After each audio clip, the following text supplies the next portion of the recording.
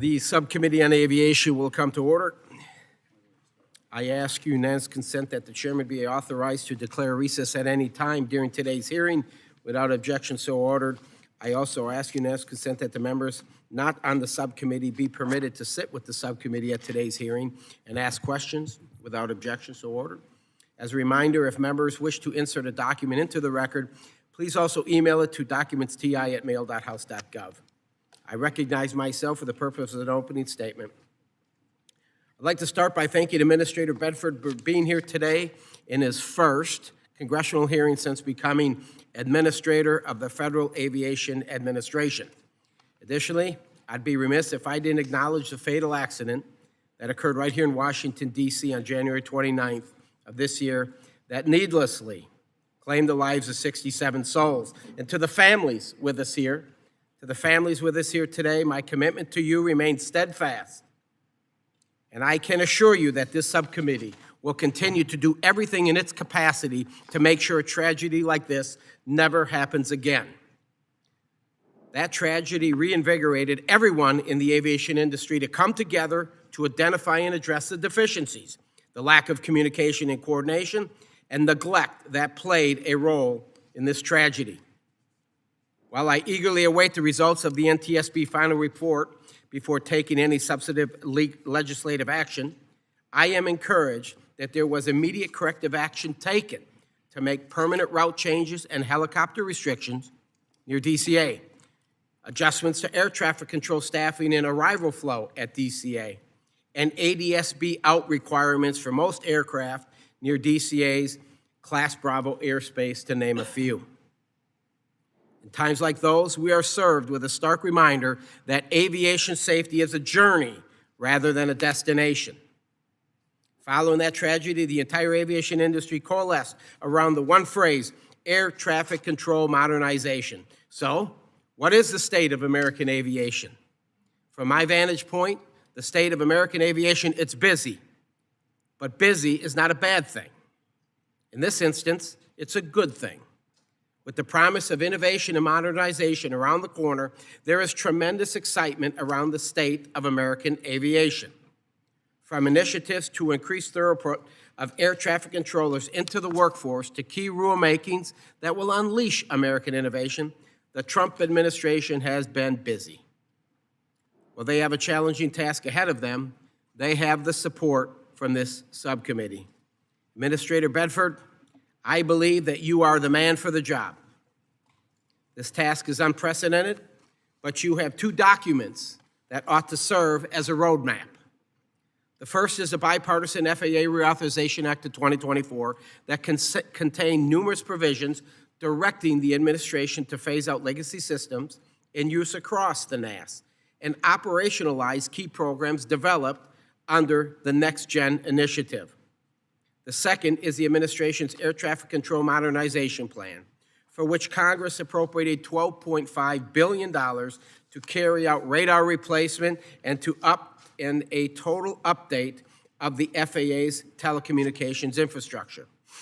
Administrator Bedford, this subcommittee will be conducting oversight, as we should, of the $12.5 billion to ensure that we avoid the absolute disaster that was Next Gen. The stakes are too high. We simply cannot afford to get this wrong. We got to get it right. We owe it to the American people and to every single American Airlines 5342 family. We owe it to you. With that, Administrator Bedford, thank you for being here today. I look forward to hearing from you on the state of American aviation. I now recognize Ranking Member Carson for an opening statement. Thank you, Chairman Nels. Thank you, Chairman Graves and Ranking Member Larson. It is a tremendous honor to be here for our first FAA oversight hearing this year, in which we actually get to hear from the FAA itself. It is also a pleasure to welcome our witness, also a Hoosier, Administrator Bedford, for his first visit to the subcommittee. I also would like to recommend, in the spirit of the chairman, the families of those who have perished in the DCA mid-air collision who are joining us today. We recognize how difficult it is for you to be here in the face of such an unimaginable loss, and we want to express our heartfelt appreciation for you and the strength and conviction of your advocacy to help make sure other families don't experience such a devastating loss. For the subcommittee, safety, of course, is our top priority. This is why we worked so hard to pass the bipartisan 2024 FAA reauthorization. We collaborated across party lines to strengthen and expand the aviation workforce, to make our national airspace safer, and to modernize our navigation and air traffic control systems to maximize safety and efficiency. Even prior to this administration, the FAA had a mandate from Congress to implement our 2024 FAA reauthorization law by investing resources and concentrated work into aviation safety, airport infrastructure, the aviation workforce, sustainability, and consumer protections. We passed the laws, directed the FAA and the Department of Justice to implement these laws, all of them, not just the ones people like. As for recent events in recognition of aviation safety importance, I was proud to work with my colleagues on this committee to introduce the bipartisan Aviation Funding Solvency Act in response to the longest government shutdown in history. If passed, it would pay FAA staff and keep operations running safely during the government shutdowns. Mr. Administrator, I hope you will support our efforts to pass this bill as soon as possible. This is vitally important because the current continuing resolution expires next month, and we and our aviation workforce should not have to endure further stressors on the national airspace systems, NAS, that decrease and increase flight interruptions. Today is the first hearing with an FAA witness that we've held this year. Mr. Administrator, you've written a few oversight letters, but we haven't received much of the information that we've requested, sir. So, we have a long list of issues we'd like to get updates on. The FAA's ongoing response to numerous crashes this year, including the tragic mid-air collision at DCA and the UPS crash in Louisville. The rationale used to restrict and reduce flights at the 40th largest airports in the country during the recent shutdown, including our very own, the Indianapolis International Airport, which was rated the best in North America for 12 years straight. The alarming loss of technical expertise at FAA due to various administrative actions, including the mass firings and forced buyouts that have hollowed out the agency's ranks. The need for more transparency about the FAA's contracts with clear conflicts of interest, workplace safety issues for flight crews, and finally, the implementation of secondary cockpit barriers mandate to protect the flight deck. There are other issues and provisions, but I hope that after today's first visit to our committee, you won't be a stranger, sir. Thank you, Chairman. I yield back. Gentleman yields. I now recognize our leader, the chairman of the full committee, Mr. Graves, for an opening statement. Thank you, Chairman Nels, and thank you, Administrator, for being here. It's always good to see you. So it's been an eventful year in aviation, and it started with tragedy, and our thoughts remain with the loved ones of those in the DCA mid-air collision that occurred January 29th last year. This year, the state of our nation's air traffic control system has been thrust into the spotlight, but it's not a new debate. Our ATC system is outdated and unsustainable, and it has to be modernized for the benefit of safety of all users of the national airspace system. And I'm pleased that Congress passed and President Trump signed the budget reconciliation bill into law, enacting a historic investment in our nation's aviation infrastructure totaling $12.5 billion for air traffic control modernization. This funding allowed the Federal Aviation Administration to immediately get to work to replace critical telecommunications, infrastructure, and radar systems, invest in runway safety and airport surveillance projects, and replace antiquated air traffic control facilities. I look forward to continuing the work with Administrator Bedford and Secretary Duffy and President Trump as we move forward on ATC modernization. Furthermore, I'm proud that this committee worked in a very bipartisan fashion to pass FAA reauthorization in 2024. This bipartisan law addressed workforce challenges, increased funding for airports across the country, and made improvements to the passenger experience, and included the very first ever general aviation title.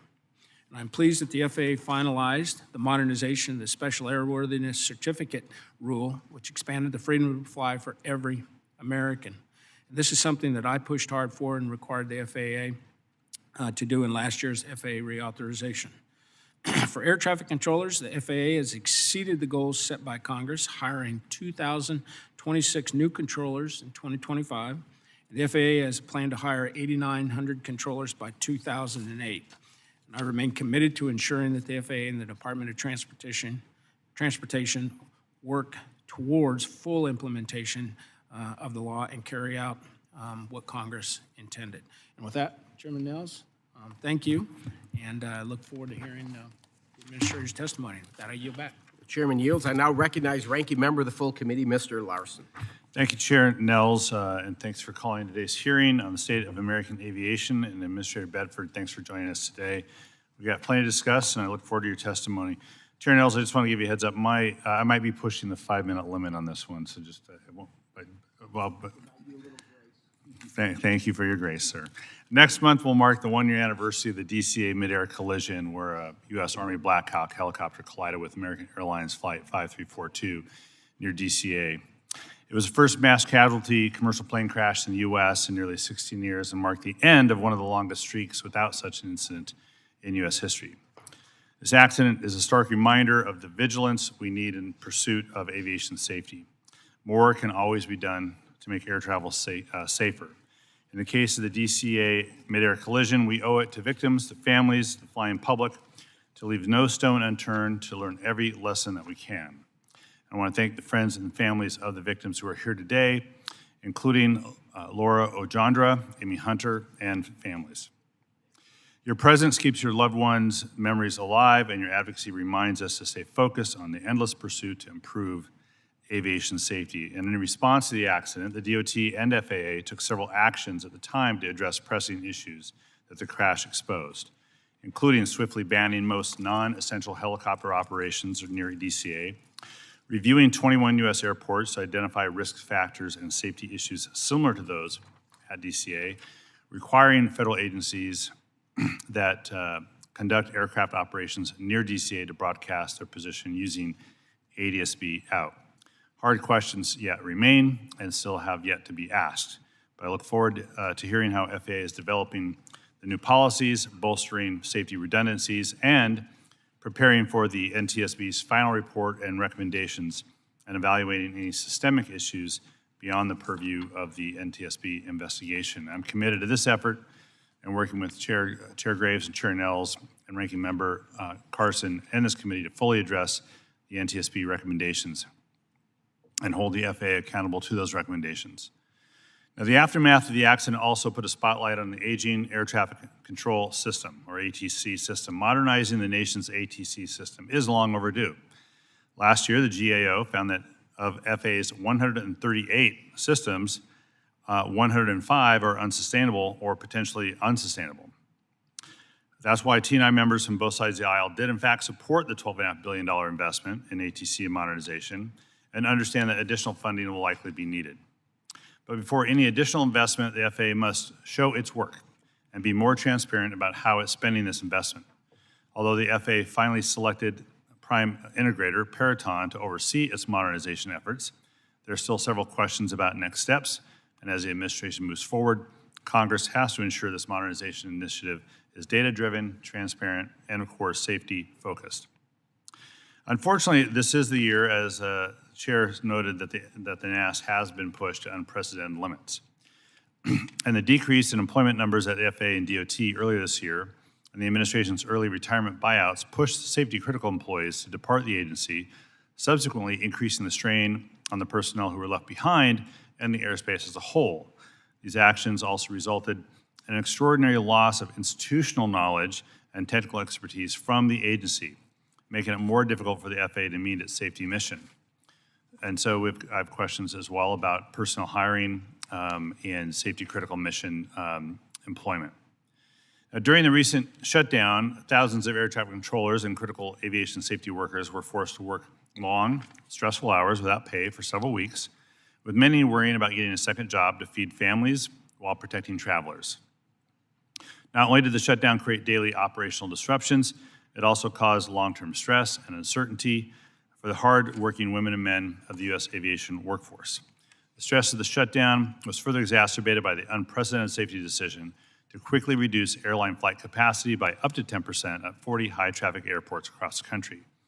And while I agree that aviation safety risks in the NAS had to be addressed immediately, it became apparent that the decision was made quickly, perhaps it had to be, but also without adequate coordination with key aviation stakeholders. So consequently, airlines, general aviation, and other stakeholders had to make big changes to operations with little to no notice, increasing risk in the NAS and increasing other risk in the NAS. So this unprecedented nature of the administration's decision to limit air traffic demands congressional review, an issue I've talked to the administrator about. That's why I, along with several of my Democratic colleagues on the committee, sent you a letter last month requesting additional information regarding the data used by the agency to reduce flight capacity and return such flight capacity to normal. And you did transmit a response letter late last night. I've reviewed it. I'll read it a little more in depth soon enough, but I hope that you can shed some more light on that decision today and respond to any follow-up questions that we may have in a member briefing by next month. So, in conclusion, the appointment of a new administrator gives the FAA a chance to provide long-term stability at a time when it's most needed. And while the challenges before you haven't been and won't be easy, this committee does share your goal of meeting these safety challenges head-on. So, Administrator Bedford, thank you for joining us today, and I look forward to hearing from you with that. Yield back. Thank you, Mr. Chairman. The gentleman yields. I'd like to now welcome our witness, Administrator Bedford, and thank you for being here. You got a lighting system in front of you. 5 minutes is what we're asking when you give an opening. I ask unanimous consent that the witness' full statements be included in the record without objection. I also ask unanimous consent that the record of today's hearing remain open until such time as our witness has provided answers to any questions that may be submitted to them in writing without objection so ordered. I also ask unanimous consent that the record remain open for 15 days for any additional comments and information submitted by members or witness to be included in the record of today's hearing without objection. And as your written testimony has been made part of the record, the subcommittee asks that you limit your oral remarks to the 5 minutes. With that, Administrator Bedford, you are recognized for 5 minutes. Thank you, Chairman Nels, Ranking Member Carson, Chairman Graves, and Ranking Member Larson. I want to thank you so much for the opportunity to be here this morning. It's my first opportunity to appear as the Administrator of the Federal Aviation Administration, and I do welcome the opportunity to provide an update for you on the FAA's work to strengthen aviation safety, to modernize air traffic control, and prepare for the future. I'd also like to begin by acknowledging the tragic accident involving PSA Flight 5342 at Reagan National. It was a sobering reminder why the FAA exists and why I answered the President Trump's call and Secretary Duffy to accept this job. Our mission is simple but critical: to protect pilots, flight attendants, and the traveling public by objectively analyzing safety data to identify risk and urgently act on the data to mitigate that risk. As you pointed out, immediately after the accident, the FAA did take decisive action to permanently restrict non-essential helicopter operations in the capital region, permanently close certain helicopter routes, eliminating visual separation approaches, and requiring the broadcast of ADS-B out signals with limited exceptions. Furthermore, we reviewed operational hotspots across the nation where we saw mixed traffic environments creating elevated risk, identified potential threats, and mitigated those threats. With continued support of the National Transportation Safety Board's investigations, we work with them on the recent UPS MD-11 accident. These investigations reinforce the importance of constant vigilance and a willingness to re-examine our processes, our assumptions, and our oversight.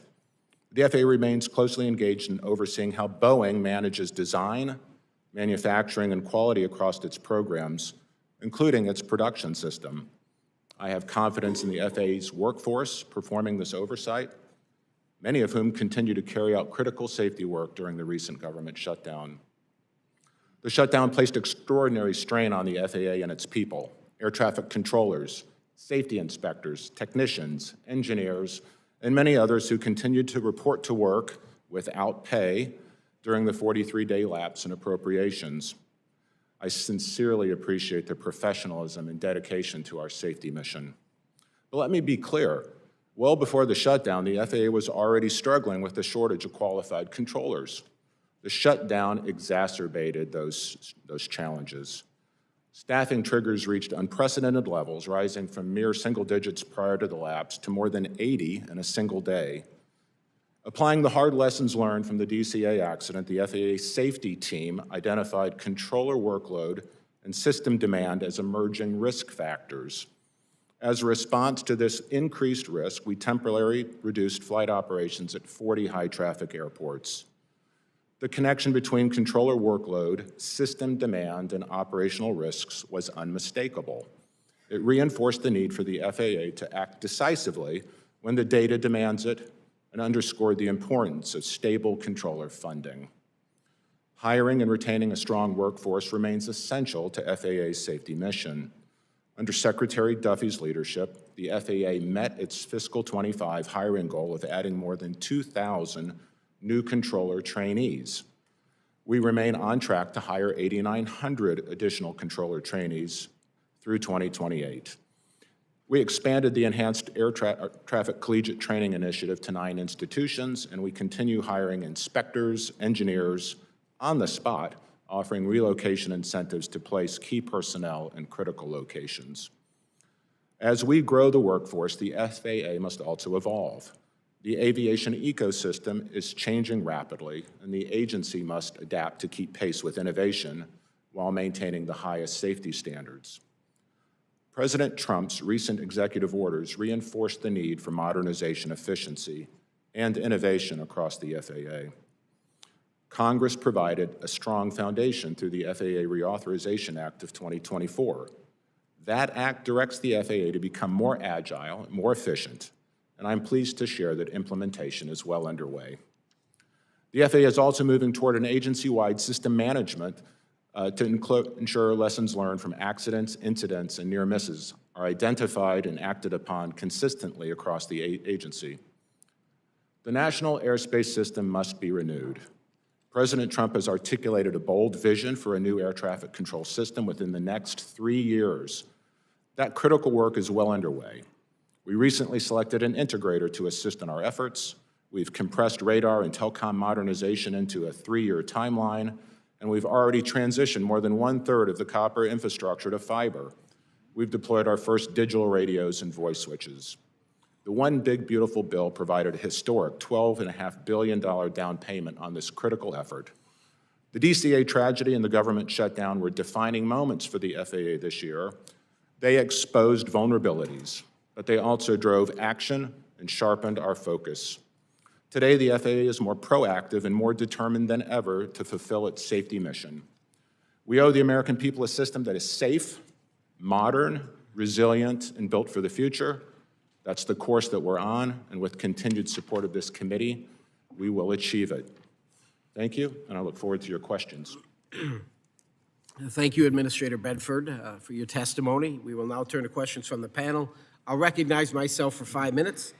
Administrator Bedford, the National Defense Authorization Act, or NDAA, of 2026 includes Section 373, which in my opinion does not improve safety in the D.C. metropolitan airspace and instead maintains similar operational exceptions that existed at the time of the tragic mid-air collision over the Potomac that claimed 67 innocent lives just 11 months ago. And as written, this provision effectively gives the military very broad discretion to operate under concurrent waiver authority without enhanced tracking or broadcast requirements that could prevent mid-air conflicts at the low altitudes. Administrator Bedford, are you familiar with this language? And if you are, do you envision any safety concerns that could arise if it's enacted as currently written? Well, thank you for the question, Chairman Nails. I'm told it's FAA policy not to comment on legislation while it's going through the process, and I will try to respect that. I will advise the committee that normally when language like this is discussed, it's customary to reach out to the FAA and ask for a technical consult or some form of technical advisory. I can tell you that did not happen in this case. We learned of Section 373 essentially when everybody else did last week. But let me be clear, regardless of what, let me be clear that our intent is not to go back to where we were prior to January the 29th. As long as I'm administrator, and I believe it's true as long as Secretary Duffy is Secretary of Transportation, we are not going to go back into a position of less safe airspace environment. We will monitor the airspace with vigilance and with safety first. Well, I'll put, simply put for me, I do not believe that the military should be conducting any classified training missions or check rides up and down the Potomac River in one of the most congested Class B airspaces in the country. I don't agree.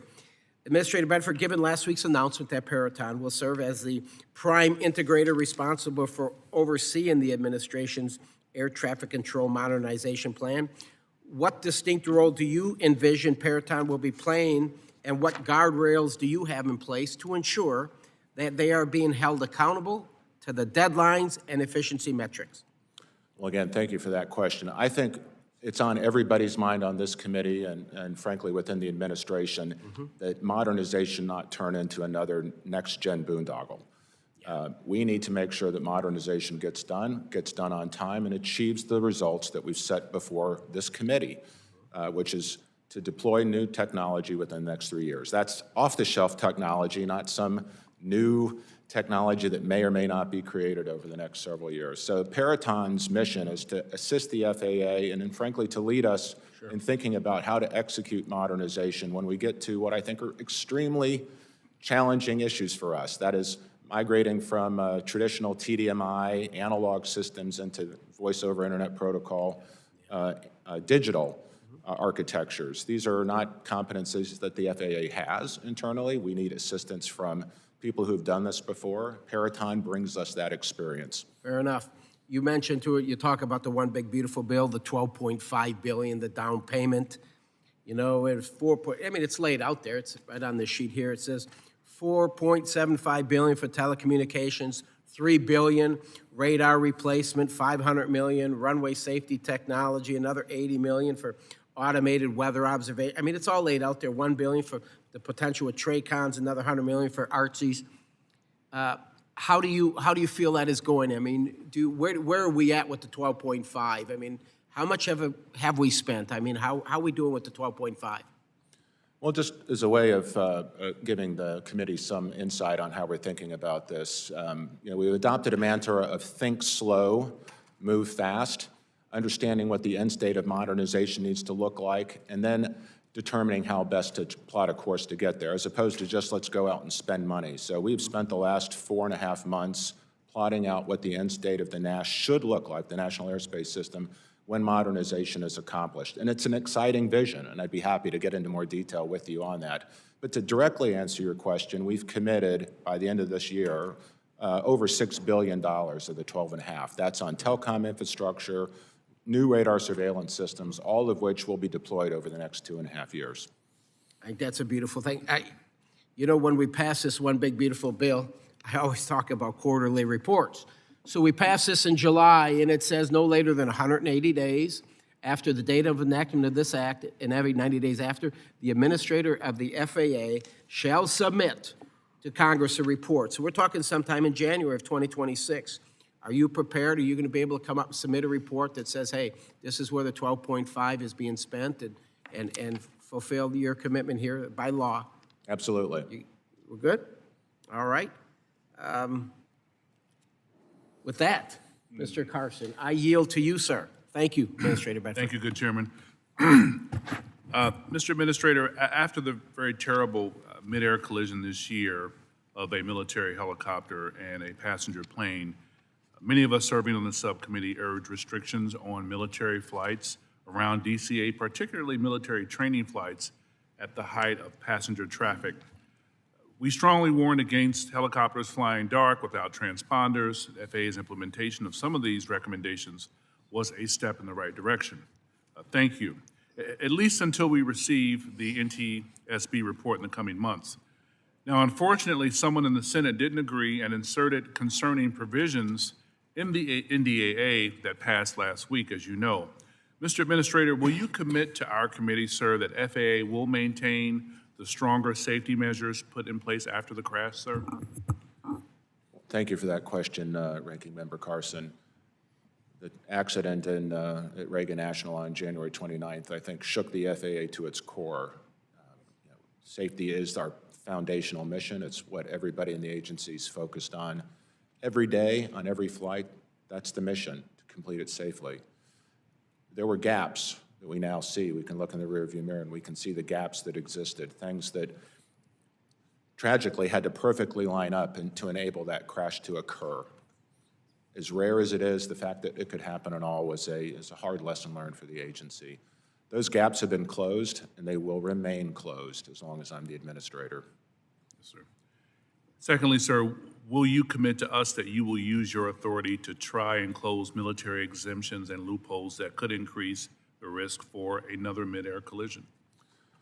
Well, let me elaborate a little bit on that. The military's actually been great partners since the DCA accident. I mean, there's a lot of learning on both sides, and while I think we always strive for more transparency and more collaboration, some of this new muscle memory is a bit unnatural, but I will say that we've had great cooperation from the Pentagon in terms of how we've enabled new restrictions in the Capital Region airspace. So I would anticipate that to continue. We're in the process of renegotiating our memorandum of agreement in terms of how we continue to operate with those restrictions in the Capital Region, and I expect that to continue. Yes, sir. Mr. Administrator, the administration opened the now defunct DOGE office to allegedly cut waste and fraud, but instead, very important staffing and grant funding was targeted. Improving airport operations improves aviation safety. I think we can all agree. One example was the very short-sighted cancellation of funding to improve the solar farm at the Indianapolis International Airport. This facility is the largest of its kind, very remarkable, and has enjoyed bipartisan support since its first opened because it improves the operational efficiency of the airport's grid and lowers costs, which benefits passengers and industry. Mr. Administrator, will you please, sir, provide the subcommittee with a full list of FAA grants that were terminated or not dispersed? And secondly, please provide the rationale, sir, for the terminations and whether these decisions can be reviewed for the restoration of funding in the future. Well, thank you for the question. I've got the team back here taking notes, so they'll be happy to revert back to you with any answers I'm unable to provide. It's my understanding that whenever there's a change in administration, it's customary for the incoming administration to evaluate the priorities of the prior administration. I believe that happened. That is something that's been consistent, in many of the past changes that we've seen. And not unlike previous changes, this administration has a different view of solar and wind and alternative energy projects. So while these decisions were taken prior to my installation as administrator, my understanding is that all of the funding programs went sort of through a reevaluation. And more likely than not, that's the reason that the Indianapolis program was terminated. But I'm happy to provide you with a reconciliation of other programs that might have been terminated. That would be a big help. Thank you, sir. I yield back, Chairman. The gentleman yields. I now recognize Mr. Burchett. Thank you, Mr. Chairman. What specific actions has the FAA taken to fully implement the President's directive for non-discriminatory merit-based hiring across all positions? Well, simply put, sir, the goal today is to hire the best people, give them the best training and the best tools, and expect the best results. I like to say put the best player in, Coach. So I appreciate that. Does the administration plan to alter minimum pilot crew requirements in response to increased automation? There are no plans today, sir, that I'm aware of to alter the minimum crew complement. Good. How are you going to ensure that hardworking Americans don't lose well-paying aviation jobs? Well, sir, I can tell you President Trump's executive orders lay out a fantastic opportunity for innovation in the aviation space, whether that's unleashing drone dominance, reasserting supersonic air travel potential, or advanced air mobility through our EIPP programs. I mean, we have a wonderful opportunity to onshore innovative technologies. And frankly, these are technologies that were in fact invented here, but we have to create a regulatory architecture that will enable them to deploy cost effectively and maintain safety within the national airspace system. Yeah. What I'm afraid with these executive orders, though, maybe not so much in this committee, but some of the others, I've seen Congress is pretty gutless to codify those. We've got about 20 or so that are in bill form that won't even receive a peep because we don't have the guts to do what President Trump has really been given a mandate to do. Will automation eliminate cargo carrier pilot jobs? I'm sorry? I said, will automation eliminate cargo carrier pilot jobs? I don't think automation will eliminate jobs. I think automation will increase opportunity, especially if we think about delivery service convenience to small communities or even within cities. We're today using drone deployment in the Dallas-Fort Worth area. We have almost 2,000 drone operations today doing small package delivery, medicines, things that are making it more convenient for consumers to get vital, medications that they need. These are not taking jobs away. These are simply adding more convenience for American consumers. Thank you. It seems crazy to me that the U.S. has more relaxed requirements for foreign repair stations than at home. Should countries like China have stricter inspection requirements? Well, I understand the concern over foreign inspection repair services. I think our answer to that should be more workforce development, because what we're struggling with here, sir, is a difficulty developing maintenance technicians and encouraging that profession. There's, I think, a strong desire for American aviation to have that ecosystem here in the United States than it is to seek foreign. I agree with you. I think it's these education snobs that have told America that we're not going to do these things anymore. And I mean, honestly, you're not going to send a clogged toilet to Mexico. We got to have folks here. I have a degree in technological and adult education. We'd call that shop back in the day. But everybody I graduated with has a job, is training people in the trades, and it's just, These are wonderful, high-paying jobs, and we need more of them here. I think maybe we need to get out of some of these skyboxes at these ball games and start, and as legislators, and start figuring out what the heck's going wrong in the system. Do you think tougher Honestly, foreign... if I could, I think we need to challenge our aviation partners or commercial airlines to be more focused on workforce development as well. I agree with that. My mama flew an airplane during the Second World War. She lost her brother fighting the Nazis, and Daddy was off fighting the Japanese with the Marine Corps in the Pacific. And, she's a 17-year-old little girl, didn't have electricity till she's a senior in high school. She's flying a dadgum airplane. When I was 17, I was trying to figure out how to turn on a microwave oven, So I appreciate that. Would tougher foreign requirements bring back maintenance work to U.S. shops and help protect American jobs? I'm not sure I heard that. Would tougher foreign requirements bring back maintenance work to the U.S. shops and help protect American jobs? So our surveillance is actually on the airlines themselves. So our requirement is wherever they source maintenance, it has to meet our technical specifications and our maintenance oversight. So our accountability resides with the commercial airlines who are making those decisions. But again, I do believe if we could build out better infrastructure here, our commercial airline users would take advantage of it. Is the administration providing regulatory relief to domestic repair stations? I apologize. I'm having a very difficult time over there. I'm sorry. It's my accent. I'm from East Tennessee. It's the only place in America where people don't speak with an accent, so I forgive you for that. Thank you for the laughter. Is the administration providing regulatory relief to domestic repair stations? I'm not aware of the answer to that, sir. Thank you, Mr. Chairman. I went over. I apologize. Thank you, brother. You bet. Gentleman yields. I now recognize the ranking member, Mr. Larson. Thank you, Mr. Chair. First off, Administrator, I mentioned this to you last night. I just wanted to have you give me an update on the status of the Notice of Funding Opportunity for Aviation Workforce Development Grants. The administration has yet to issue NOFOs for these 2025 grants. Representative Strickland and I wrote a letter to you all about this. Do you have an update for me? Yes, sir. I do think this is an area where we're a little tardy.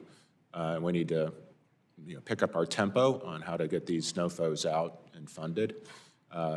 Like I was referring to Ranking Member Carson's question, anytime we have a change in administration, it's normal to sort of recalibrate what the conditionality of different grant programs are. We did go through that recalibration, as I understand it, and are now getting the NOFOs out with the intention to fund them as quickly as possible. Well, we'll push you on that, continue to push you on that. And even though Mr. Burchett's left, these particular grants are being used to great effect in my district at repair stations to train the next generation workforce. So please do that. On the Next question I have, and I'm just going to run through these quickly. So it's my understanding the FAA and TSA, sorry, this is on BV loss now, sorry, let's change the subject.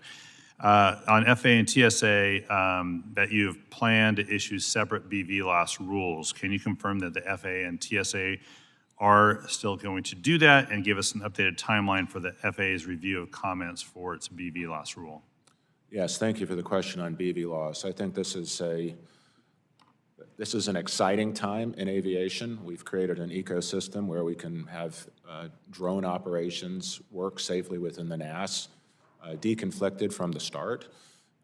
We have worked hard across, our government institutions with the TSA in particularly trying to find a compromise between unleashing drone dominance, but also making sure that we're maintaining the highest levels of drone safety. We received 3,000 comments back from our notice of proposed rulemaking. I think good comments. We're going to sit down with industry and have a session, I think in the next 2 weeks, where we're going to try to make sure that we can find a rule that meets everybody's needs, especially as it relates to certification of drones, and how those, going from sort of prescriptive criteria to more performance-based metrics. Again, we'd like to create a rule that allows the FAA to sort of monitor but not be the bottleneck in terms of how we unleash drone opportunities across the country. I can't speak for the TSA. There were certainly some fairly heavy comments that came back as it relates to the amount of training or security protocols that potential handlers of the boxes that might be. So you can imagine organizations like Walmart are concerned about how much training and security demands are there. But I'm hopeful, that we'll get a rule, both from us and the TSA, that will enable us to deploy drones across the country. On that point, I don't need a comment. I think I'm going to send you a letter regarding my concerns about the counter-UAS provisions in the DoD bill and how they run counter to our counter-UAS provisions that we have in our bipartisan tri-committee bill, and we'll get some, hopefully get some feedback from you on that. On air traffic control numbers, the number you gave us in the testimony, is that a net number over time? I'm presuming there will be people who are retiring as well as you're hiring, so is your 8,000 plus a net number, or is that a number of hires, but you haven't factored in the number of retirements? So as I said in my oral testimony, we've hired over 2,000 trainees this year, and the intent is to hire somewhere between 2,200 and 2,500 trainees in this fiscal year. And so the 8,900 is a total over 4 years. Of hirees, but how about, is that a net number of? Well, that's the challenge. We still see a lot of retirements. We see folks who, frankly can't take the pace of the work. We have a retention issue within our controller workforce. I think, whether this is the appropriate hearing to talk for it, we can talk. I could spend quite a bit of time talking to you about workforce development as it relates to controllers, how we train them and how we deploy them. And then finally, thanks for your letter. We're going to review that letter with regards to the flight capacity reductions. I do think we may have to have a separate time to walk through both the decision-making process you went through, and I understand the urgency of the moment. But are there lessons that we've learned from doing that in the event something like this, maybe a shutdown, maybe something more tragic happens in the airspace in the future, about how the FAA will go forward in looking at flight capacity reductions in the event of some external factor that forces that. And I think that's probably a lot what we're looking for in terms of the letter, some lessons learned and where we can go from there. And so your letter is a good, I think, basis to start to get the answers, but probably not where I certainly wanted you to go. So we'll need some follow-up on that in the future. Yes, I'd like to applaud the safety professionals at the FAA. They did good work bringing this forward. It was not a popular decision. There are clearly lessons learned where I think we can be even more proactive than how we responded to this threat. Thank you, and I want to thank the chairman for his focus as well on modernization oversight, and we look forward to that as well. Thank you. Thank you, sir. I now recognize Mr. Stauber. 5 minutes. Thank you. Administrator Bedford, it's great to see you. I first want to thank you, Secretary Duffy, for the investment in the third oldest air traffic control tower in this nation at the Duluth International Airport. I am extremely excited to see that get built. It's going to help not only general aviation, commercial aviation, but we also have the 148th Fighter Wing, the F-16 group out of Duluth. That's a tremendous asset to our nation, national security, and our community. So first off, thank you for that. In December 2023, the FAA recognized the need to reform its current mental health policies and established the Mental Health and Aviation Medical Clearances Aviation Rulemaking Committee, or ARC, to identify barriers to mental health care for aviators and present recommendations to the FAA to address these challenges. The implementation of these recommendations was directed in Section 411 of the FAA reauthorization bill that we passed last year. Unfortunately, there was no required timeline for implementation, which is why I've introduced legislation along with Congressman Caston from Illinois, the Mental Health and Aviation Act, to ensure the timely implementation of Section 411. The bill also provides additional resources to recruit and train more aviation medical examiners. And I am grateful that this bill has passed the House and now awaits consideration in the Senate. Until such time as the bill is enacted into law, could you share what steps the FAA has taken thus far to handle the backlog of medical certifications? Yes, sir, I can. Thank you for the question. I'm going to do a quick shout out to Secretary Duffy here for unlocking your air traffic control tower resources. And also put down a marker because everybody in this committee, I'm sure, has similar concerns with the obsolescence and the age of their facilities. They're woefully inadequate, terribly unsustainable. Agreed. And we do need additional funding to address it more comprehensively. As it relates to your question on medical certifications, I'm pleased to report that over the last 5 months, we've reduced the backlog of medical certifications. We had over 5,000 individuals waiting longer than 6 months to have their cases adjudicated and their medical certifications restored. We've reduced that number to under 300.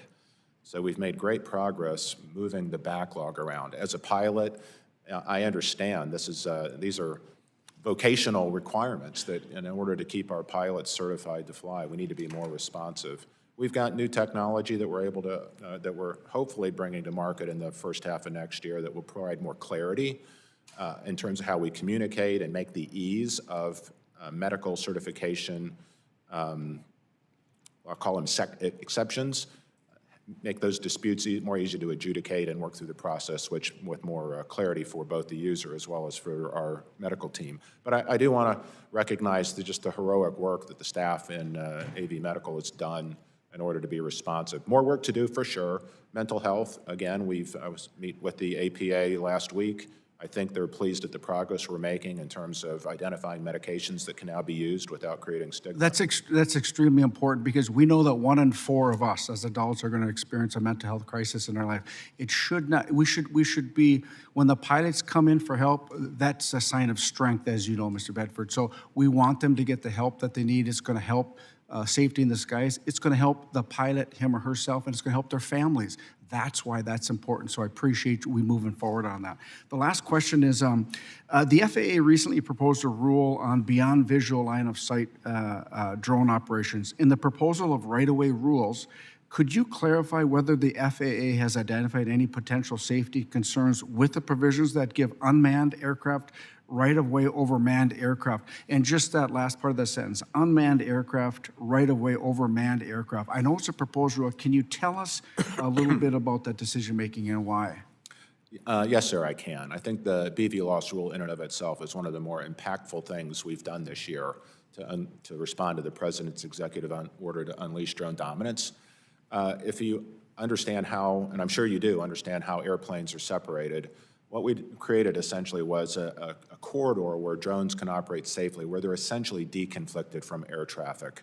You can imagine if we make drones actually transpond, it adds weight and reduces their performance capabilities. However, we can make drones recognize aircraft that are transponding and take evasive action. So in terms of right-of-way, essentially anything under 400 feet Drones do have right-of-way. Frankly, airplanes aren't supposed to fly below 1,000 feet unless they're on an approach to a runway. There are exceptions, however, when crop dusting, for example. Those are where potential conflicts exist, and those are the things where we're looking perhaps for some nuance to the current rulemaking process. Thank you very much. I see my time's up, and I yield back, Mr. Chair. The gentleman yields. I now recognize Ms. Scholten for 5. Thank you, Chair Niels, Ranking Member Carson, for putting together such an important hearing. Welcome, Administrator Bedford. We are so excited to welcome you to this post and would love to invite you out to my district at some point to see some of our FAA assets that we have out there.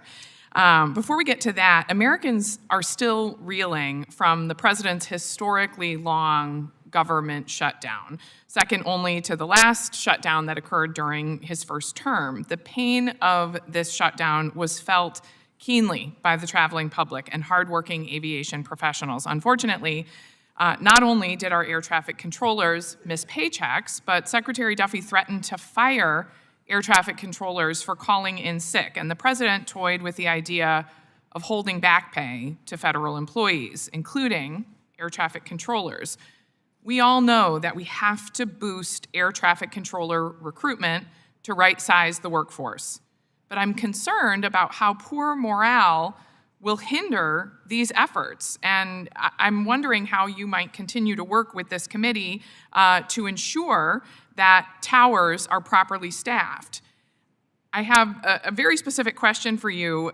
I'm not asking you to opine directly on whether those actions were right or wrong by the secretary or the president, but do you have concerns about how Secretary Duffy or President Trump's comments might impact air traffic controller recruitment efforts specifically?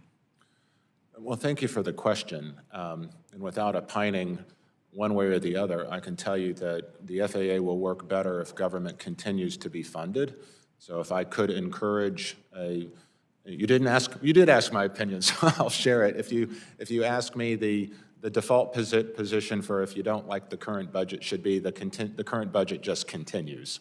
Right, and we can. And I agree with that, but specifically, I'm asking whether you think the threats from Secretary Duffy or the president will impact the FAA's ability to recruit and have impact on the morale of air traffic controllers. So, as I said in my opening remarks, the FAA was shorthanded prior to the lapse in funding.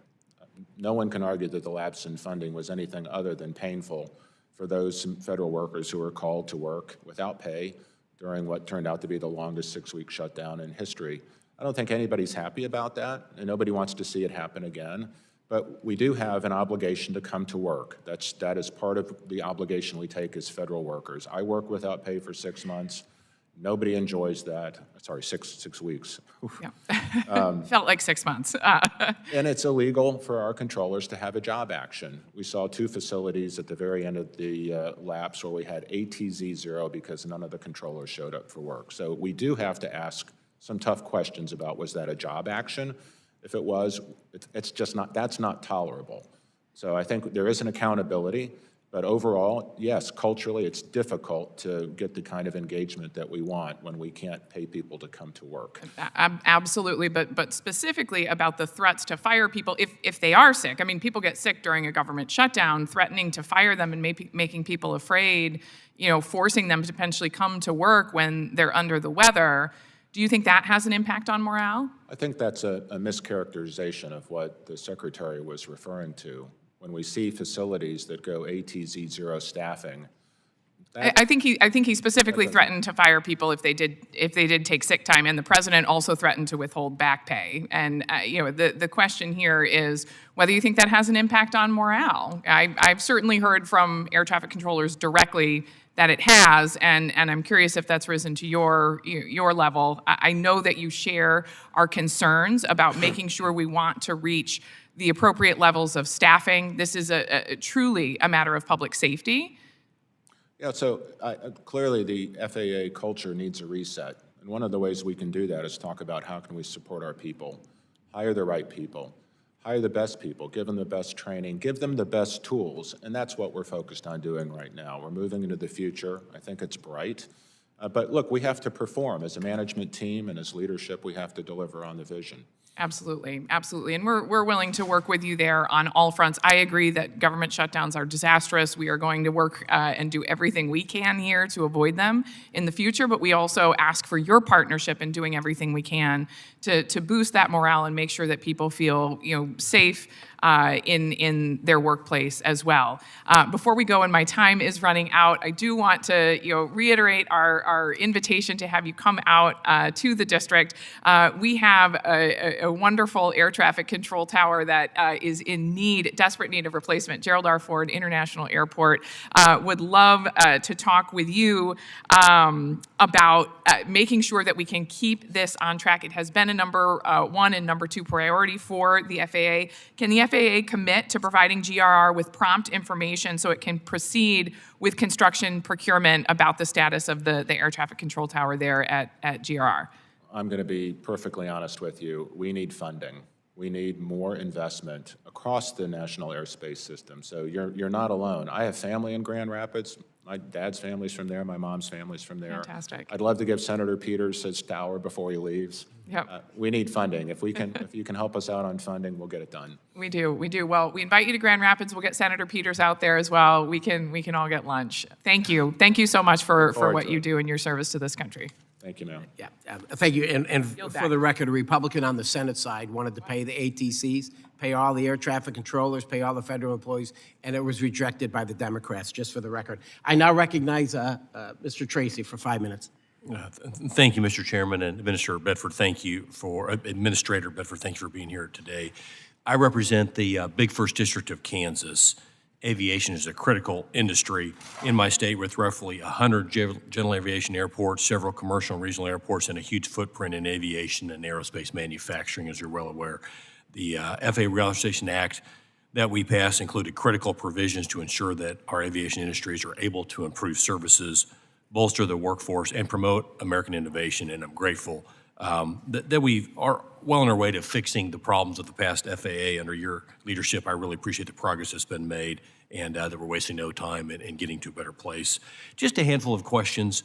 As mentioned before, the aviation and aerospace industry is incredibly important to Kansas, and I want to ensure that we have a robust and technically skilled workforce for both the FAA and the industry. Can you provide an update on the agency's efforts to maintain and grow a strong technical workforce and provide safety oversight to an industry that is driving innovation and technology? Where are we at on workforce? Well, if I'm being perfectly honest, sir, I think we're behind. I think there's a lot more work that needs to be done, and frankly, work that can be done. We need to celebrate our community colleges across the country. We need to invest in them. We're doing that with our collegiate air traffic control training program. We're giving them the resources, automation technologies, simulation technologies, and they're going to be a critical partner in building the workforce of the future for us. And we need to do that with maintenance technical training, pilot dispatch training. I mean, there's so many things that we need to celebrate in getting our young people interested in careers in aviation. In my prior life, I spent the last 10 years building one of the largest training infrastructures in the country because we couldn't solve the problems, no offense, counting on Congress to fix it for us, or frankly, counting on the FAA to fix it for us. So industry also has to own this. Industry also needs to invest in the workforce of the future. And I think we can partner with them, whether that's through legislation and funding or just through our bully pulpit, and making sure it's in their own self-interest that they realize they have to work with us and invest some of their profits in building the workforce of the future. Yeah, I agree. Next question, change topics a little bit, but the FAA Contract Tower Program provides ATC safety and efficiency benefits at 265 airports across the country, including 8 in Kansas. The FAA Reauthorization Act of 2024 included a provision for the FAA and the Department of Labor to update long overdue wage determinations for contract controllers and create a new wage determination category or occupation code for air traffic managers at contract towers. Just like federal controllers and managers, we need to ensure that our contract controllers and managers receive appropriate compensation for the important ATC services that they provide for the national airspace. Can you give us an update on the status of this provision and when we can expect the wage determinations to be completed and the new category for air traffic managers to be established? Well, honestly, no, sir. I can't give you a specific answer to the question, but what I can tell you is I've been to a number of our contract towers.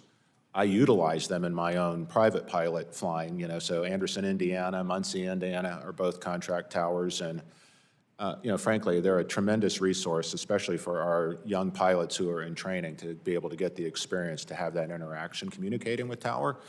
We have contracts, of course. I think we can do a better job as FAA of managing the accountability of the vendors that we hire to make sure that they have the staff. I can tell you through our collegiate training programs, we have now made those resources available to go into the contract tower environment, and we've seen several hundred of those trainees move into the contract tower environment. So, and of course, the final element is we're actually looking at several of the higher demand contract towers to move them into our federal tower program. So there's a lot going on there. I know more work needs to be done. The work is done. It's important. We'll get it where it needs to be. Great. Well, we'll follow up with your office on kind of the timing and when we might expect something there. And lastly, the next 20 years, what I've seen is global demand is expected to require over 40,000 new aircraft to be produced. Can you talk a little bit about the importance for our economy in the U.S. and for safety in general for the industry to get these new aircraft into the hands of the airlines here and also around the world? Wow, that's a big question. I don't think I can answer that in 15 seconds. I will tell you this. As an agency, we can do better helping manufacturing get where they need to be faster, more efficient, better design. We don't have to be a bottleneck in the process, but we need to collaborate more. And some people will hear collaboration and they'll think, oh, wait a second, the FAA is going to get in the back pocket of industry. That's not it at all. We need to lead industry to get to higher levels of quality and safety in the design process, as opposed to let them bring us things and then we tell them no. So I do think we can collaborate better. We want Boeing to build that next generation aircraft here in the United States. Full agreement. Thank you, Mr. Chairman. I yield back. Gentleman yields. I now recognize Mr. Johnson. Thank you, Mr. Chairman, and Ranking Member Carson for convening this hearing, and welcome to this subcommittee, Administrator Bedford. I've been asking these questions since the start of this administration. When will our towers be fully staffed? When will we stop pushing out the professionals who keep planes in the sky and passengers safe? And when will we stop being stretched to the breaking point? Now, Administrator Bedford, the FAA has tasked a company known as Peraton, which is a privately held for-profit national security and technology company founded in 2017. The FAA has tasked this new company, which has little or no FAA experience, to oversee a $31.5 billion overhaul of our air traffic control system. And earlier, and I should point out that Peraton, founded in 2017, is owned by a private equity firm, Veritas Capital, which ranks 46th in the Private Equity International's PEI 300 ranking among the world's largest private equity firms. So Peraton is owned by Veritas, the 46th biggest private equity company in the world.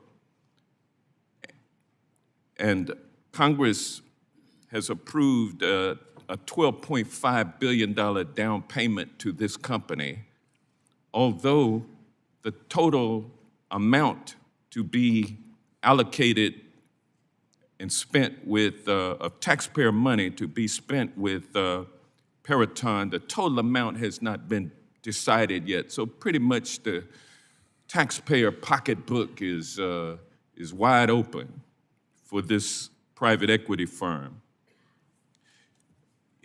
I don't have a lot of confidence in this working out for the American people. This administration is packed with billionaires, 12 billionaires at the highest echelons of this administration.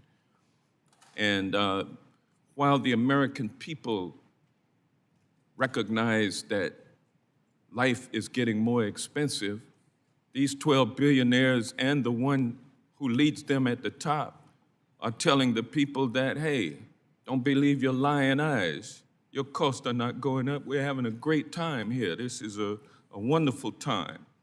The American people see these billionaires getting richer and richer while they are getting poorer and poorer. And I don't have a lot of confidence that this $31.5 billion overhaul of our air traffic control system being overseen by a private equity firm is in the best interest of the American people.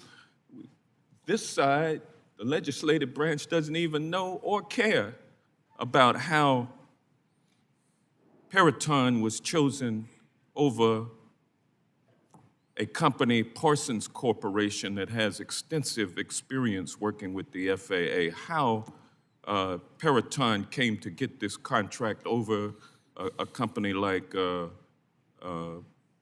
Parsons. It seems like a pay-to-play situation, which is in keeping with everything else we know about this administration.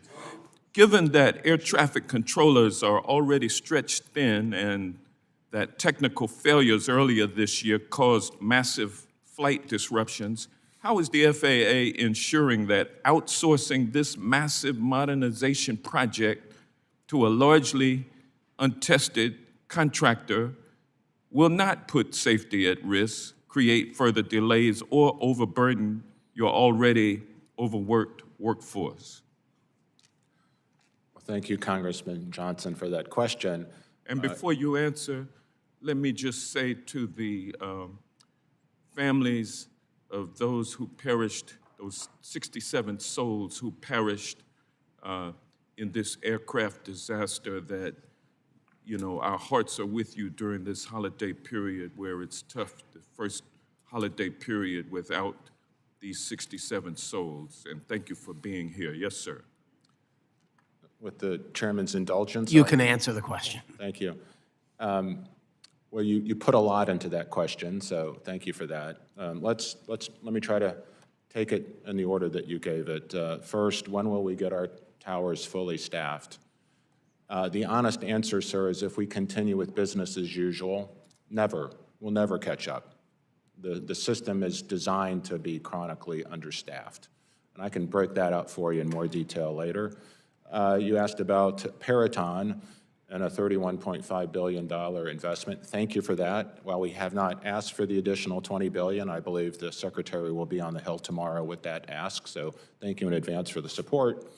Peraton specifically has an expertise working with the Department of Defense and with NASA doing exactly what the FAA does not have an in-house expertise on, and that is moving from our antiquated TDMI analog systems to digital VoIP, and also dealing in native cloud structure applications. They put the entire DoD in the cloud, cyber-secured cloud.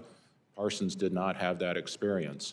Parsons has been a great partner to the FAA. I believe we'll continue to use Parsons as part of our implementation partner on modernization, but Peraton brought a competency that is relevant to what we need.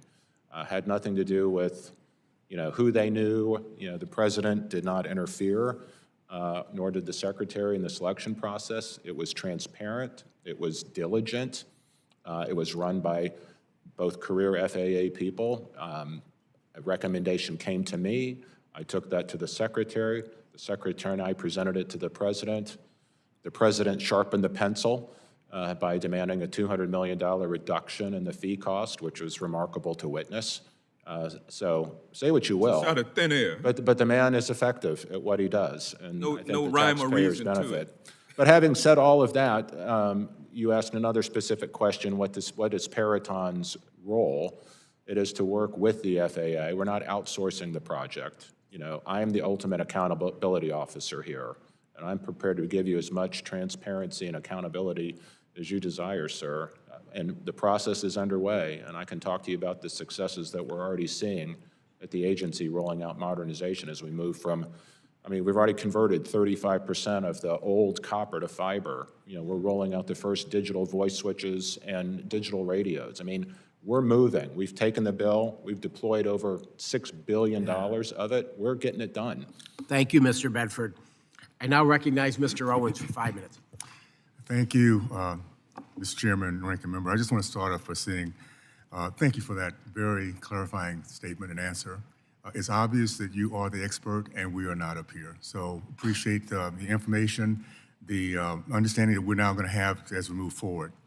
We've long prided ourselves on the safest airspace anywhere. The January mid-air tragedy near DCA claimed 67 lives, and the uptick in runway incursions have exposed vulnerabilities we cannot ignore. The 2024 reauthorization provided the FAA with a clear roadmap, and the American people placed their confidence in President Trump and his administration to implement it. Folks back home rely on air traffic every day, air travel, and are feeling the strain from near misses and disruptions during the recent shutdown. The progress being made throughout the year in airports, large and small, are encouraging. We need the assurances the momentum is accelerating, not stalling. The $500 million we directed specifically for runway safety tech, lighting, surveillance, and the reconciliation bill represents a serious commitment. We're equipping the FAA to reinforce the gold standards we should expect from ourselves. Now is time for results to prevent another heartbreak from the American families. Administrator Bedford, this is your first time testifying before us. I'm interested in your assessment. How are you ensuring that these tools are being deployed effectively, addressing the NTCB recommendations from the Potomac incident and integrating lessons learned across mixed traffic airports everywhere? Well, thank you for the question, Congressman Owens. I think it's one of the worst kept secrets in government that the facilities that the FAA operates in today are grossly archaic, obsolete, and relatively unsustainable. Of the $4 billion a year that Congress generously gives the FAA to, quote, modernize its systems, over almost 90%, certainly over 85% of that budget goes simply to sustainment. Literally, we're putting, lipstick on a pig. So I spent my first 100 days on board, out in the field, talking to our frontline workforce, seeing the facilities firsthand, literally from New Jersey all the way out to Quinnipiac, Alaska, a mile off the Bering Sea.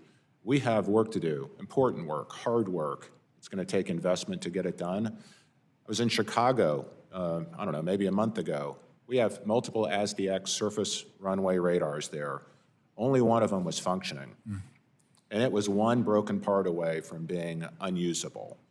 That's not acceptable. So the allocation of funds in one big beautiful bill to improve our surface runway awareness technology, you can rest assured we are deploying that. We are investing that money, and we are going to deploy that technology just as soon as the supply chain will allow.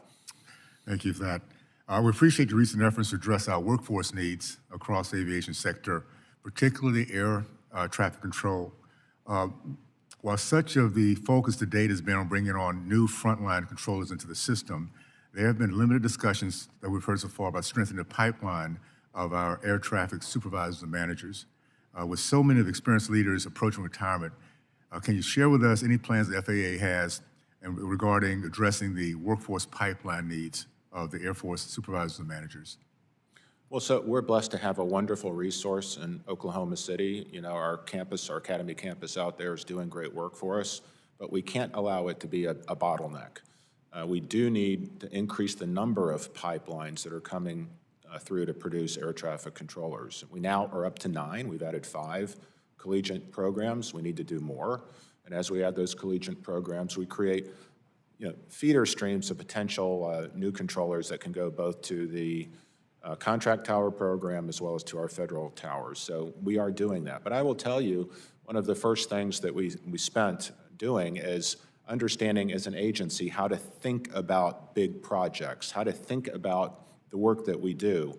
And we implemented a process called Theory of Constraints with the entire leadership team, where we're looking for those critical bottlenecks and ways that we can alleviate them and improve the throughput. And that's really, everybody's focused on the input, but what we really need to focus on is the output. How are we getting more people qualified people through training quicker and deployed in ways that are productive versus counterproductive. So there are many bottlenecks in the system. I promise you, over the course of 2026, we're going to do our best to resolve those bottlenecks.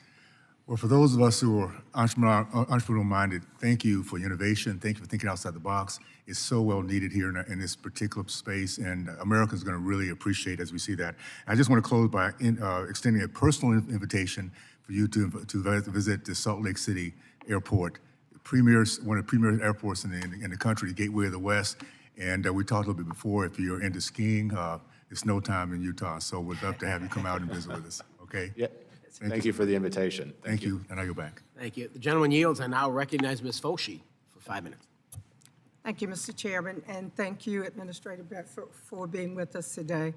It has been made tragically clear that the FAA is facing a dire shortage of air traffic controllers. It's been widely reported that more than 90% of U.S. airport towers are understaffed. Furthermore, the chaos of air travel during the recent government shutdown showed us just how important robust air traffic control staffing is. In my conversations with the National Air Traffic Controllers Association, they have expressed their difficulty in getting updates on FAA staffing levels from either the FAA or the administration. They emphasized to me that they can't know where they are in achieving full staffing without regular updates. Can you commit to us today to provide a timely update to us on FAA staffing levels? Well, thank you for that question. A couple of things here. First, Nick Daniels, the president of NACA, has my personal number. So if he needs information, I am available to him and the rest of the team at NACA. So I think we've got a good relationship. I'd like to see that continue. More collaboration will be better. We have some serious issues that we need to address within our collective bargaining agreement. Things that they, I think, want to address in terms of pay and benefits, and things that we need to address in terms of staffing efficiencies and training. So there's a lot of work to do there. There's no magic fix for the challenges that we face on controller staffing. So we need to be intelligent about how we go about it. We need to be collaborative about how we go about it. But certainly, it's going to require a strong partnership between ourselves and the union to get it done. Thank you for that. Additionally, I have heard from pilots that the infrastructure in some control towers is so outdated and poorly functioning that they have had to call the air traffic controllers on a mobile phone from their tarmac for instruction. In what ways is the FAA investing in modernizing nationwide air traffic control technology and infrastructure to ensure the safety of those on the ground and in the air? Well, again, thank you for that. That, in a nutshell, is why I took the job. This gets to the heart of how we ended up with an accident like 5342. Infrastructure's inadequate. The systems are based on 1990s technology. And I don't mean just the phone system or the data system, just the architecture of the system that we have. It's woefully inadequate for the needs of the 21st century.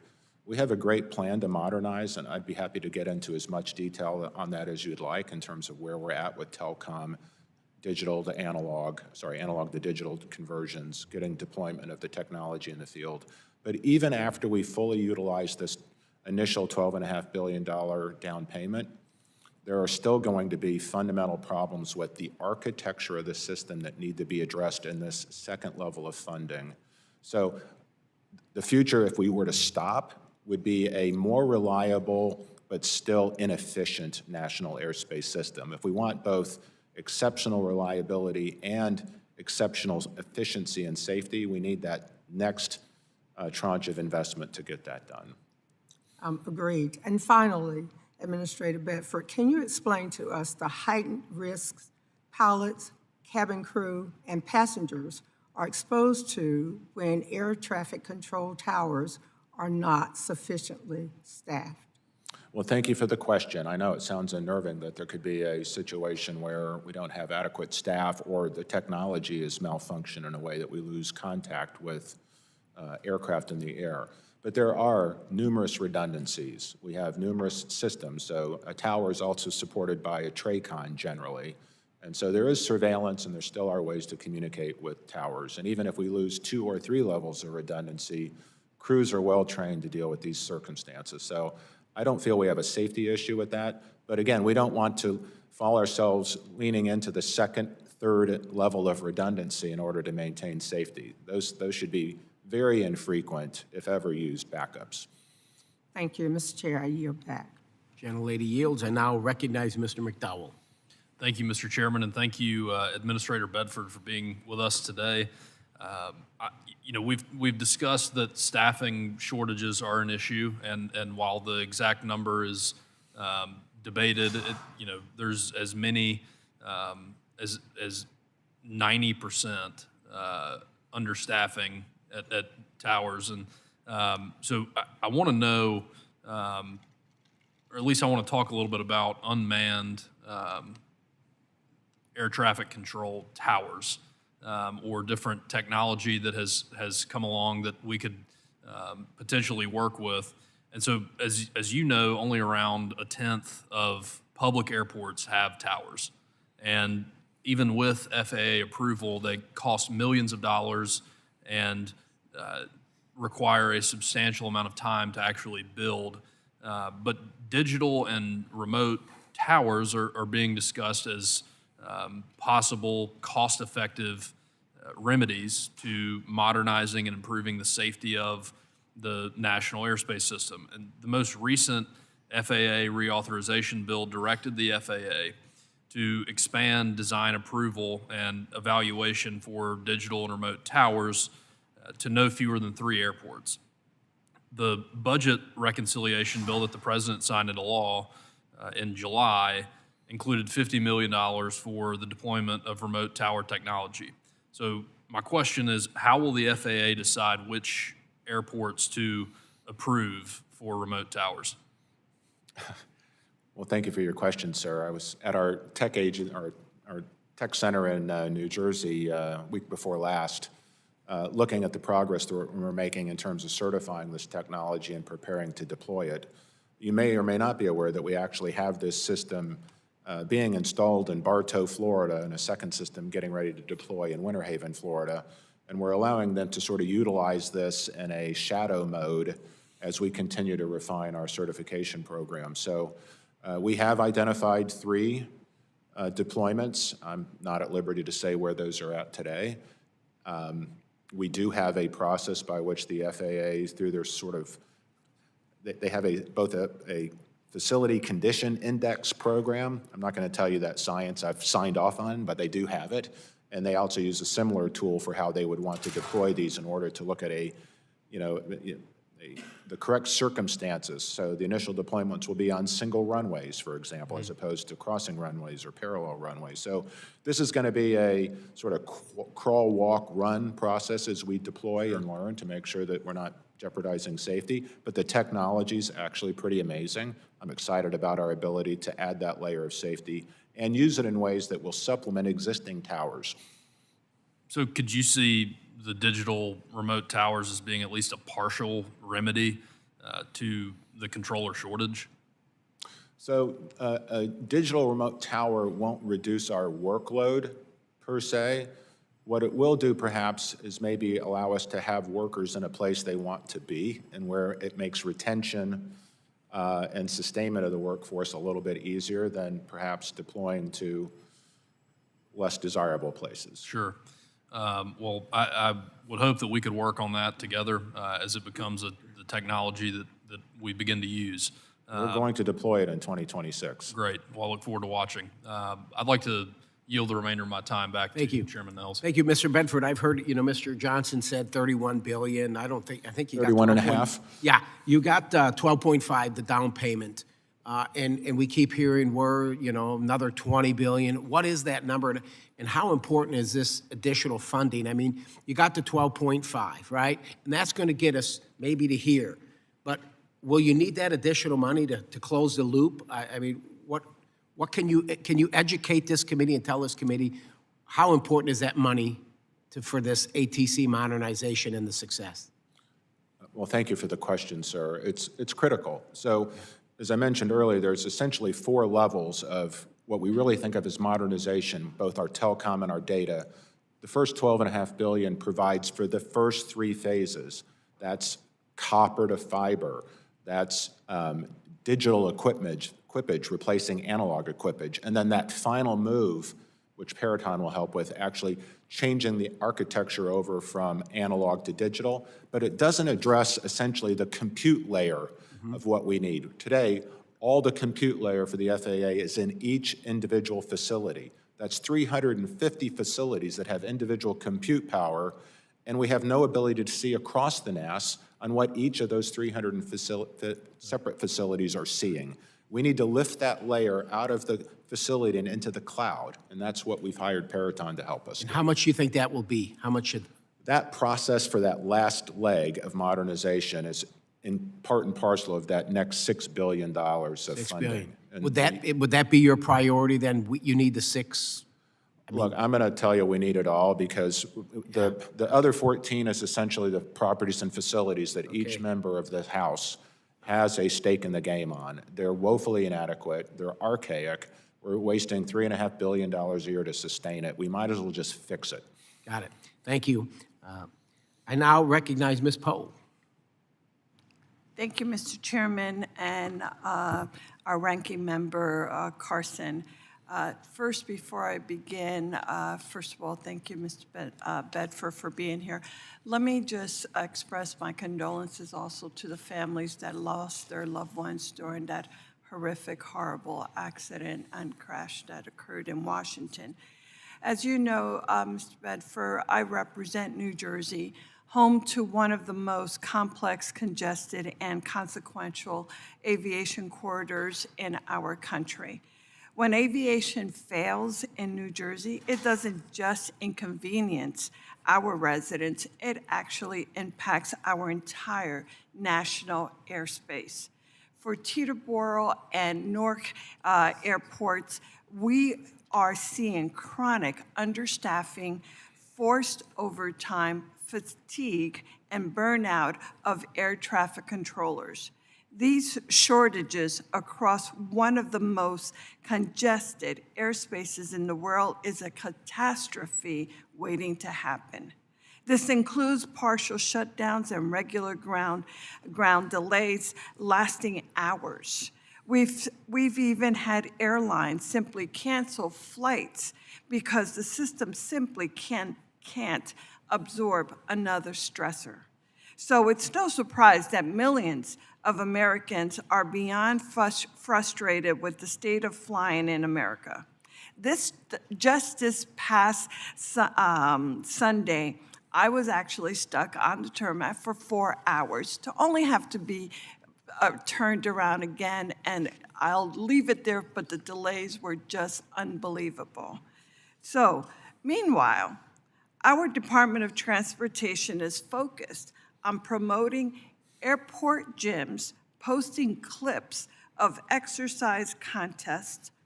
You can't just run away from critical shortage, staffing shortage. You can't spin obsolete radar systems, and you can't bench press away delays and cancellations. And a pull-up contest between cabinet secretaries in an airport terminal doesn't help reduce congestion or increase safety. There's nothing more important than safety. Before the tragedy here in Washington in January, the U.S. had not seen a major commercial aviation disaster since Flight 3407 in 2009. As you know, 3407 departed from Newark and took the lives of 49 people when it crashed outside Buffalo. Some of my constituents lost family members that fateful evening. I believe that extraordinary record over 15 years without a major domestic crash can be credited to Congress and the FAA implementing the 15-hour pilot experience requirement, ensuring commercial pilots have the proficiency necessary to do the job safely. So, Mr. Bedford, during your confirmation, you did not commit to supporting the current 1,500-hour rule. Since starting, I want to know if you have seen the benefit of this watershed rule. Can airline passengers rest easier knowing that FAA will continue to uphold this vital standard, or is the agency taking any action to weaken this standard? Thank you for your question, ma'am. Delays and cancellations, yep, there are a lot of them, more than we want to see. The FAA does not own all of those delays and cancellations, but we can do better. We can do our part to not only improve the quality of the service and the reliability of service, but certainly the safety standard of the service. So again, I want to offer a sincere thank you to you and to your colleagues in the House for passing the $12.5 billion investment.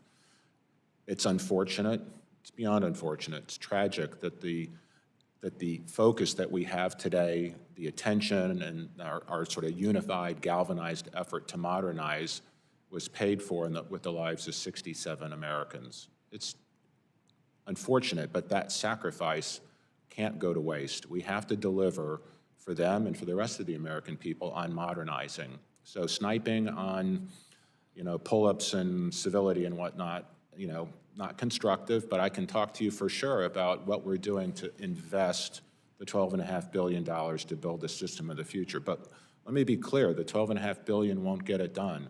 We'll have a more reliable system, but still an antiquated system. More needs to be done. I'm willing to partner with you to get that done. Thank you, Mr. Bedford. Let me just say that I strongly believe that the FAA must continue to support the 15-hour rule as a critical safeguard for airline safety until such time we have a better system, and there has not been any other system proven to be safer. So it's vitally important. Thank you for that, Mr. Speaker. I yield back. Yeah, couldn't agree more. 1,500 hours and raise the age. Ms. King-Hines, you're recognized. Thank you, Mr. Chairman, and thank you, Administrator Bedford, for appearing before committee and giving us your time. I represent the Commonwealth of the Northern Mariana Islands, and the closest mainland airport from Saipan, which is our main hub, is over 6,000 miles away. And I share that to underscore that there is no alternative mode of transportation, and that for us, aviation is not convenience, it is our literal lifeline.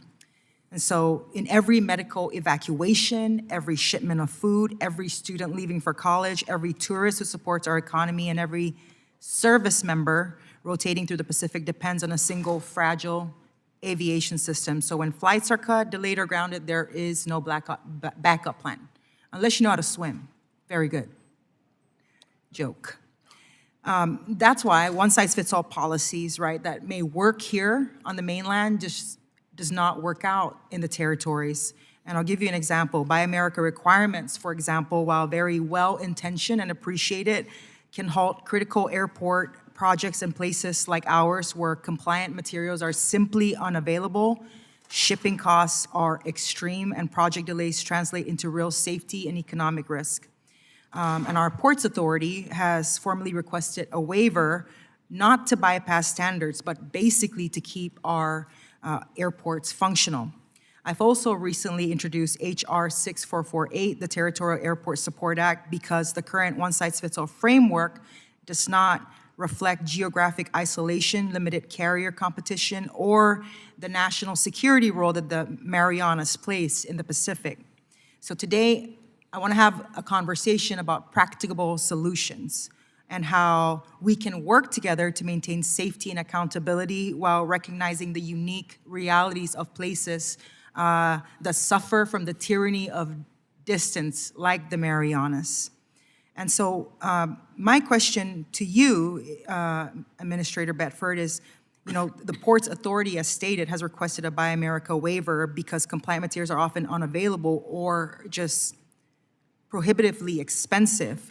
What flexibility does the FAA have to grant project-specific or geographic waivers for territories like ours so that we can move on with these projects? Well, thank you for your question, and I'm going to confess a little ignorance here. I don't know that Buy America issue's in my purview in the FAA wheelhouse or not. I'll certainly take that back to the Secretary and to the administration.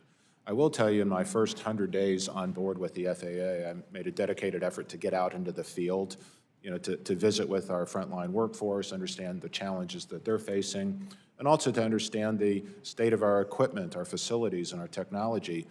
In Alaska, I learned that the system that we use to monitor air traffic and manage traffic is different than the system that we use in the continental United States, and the same is true for Hawaii, Guam, your neck of the woods, Puerto Rico.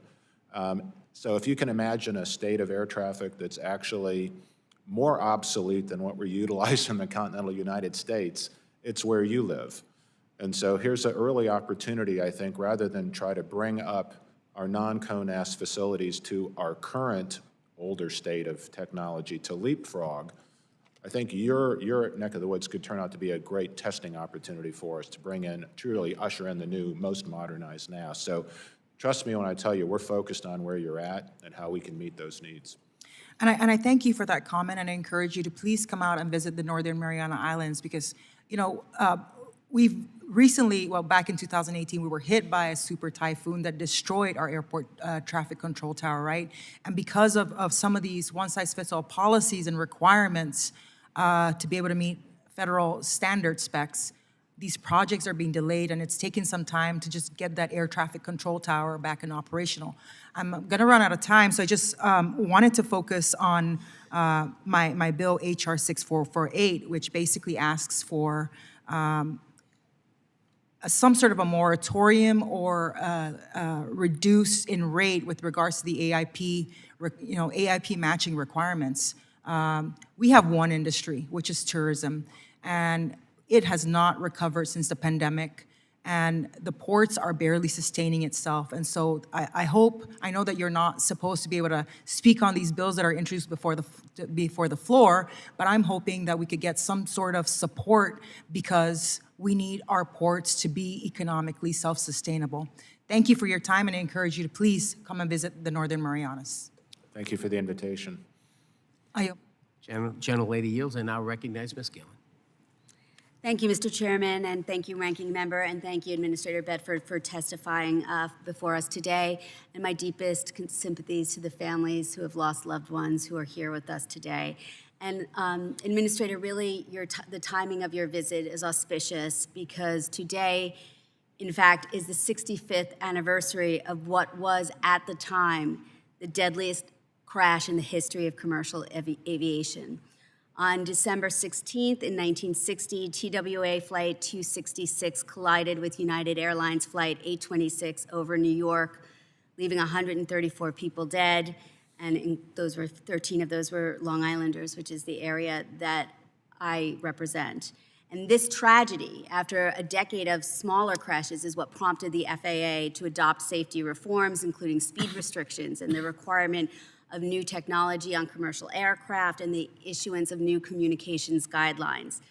And on this painful anniversary and seeing the families here today and the faces on this poster the lady in the front row has of all the faces who we lost, we know that there's still so much more that we need to do.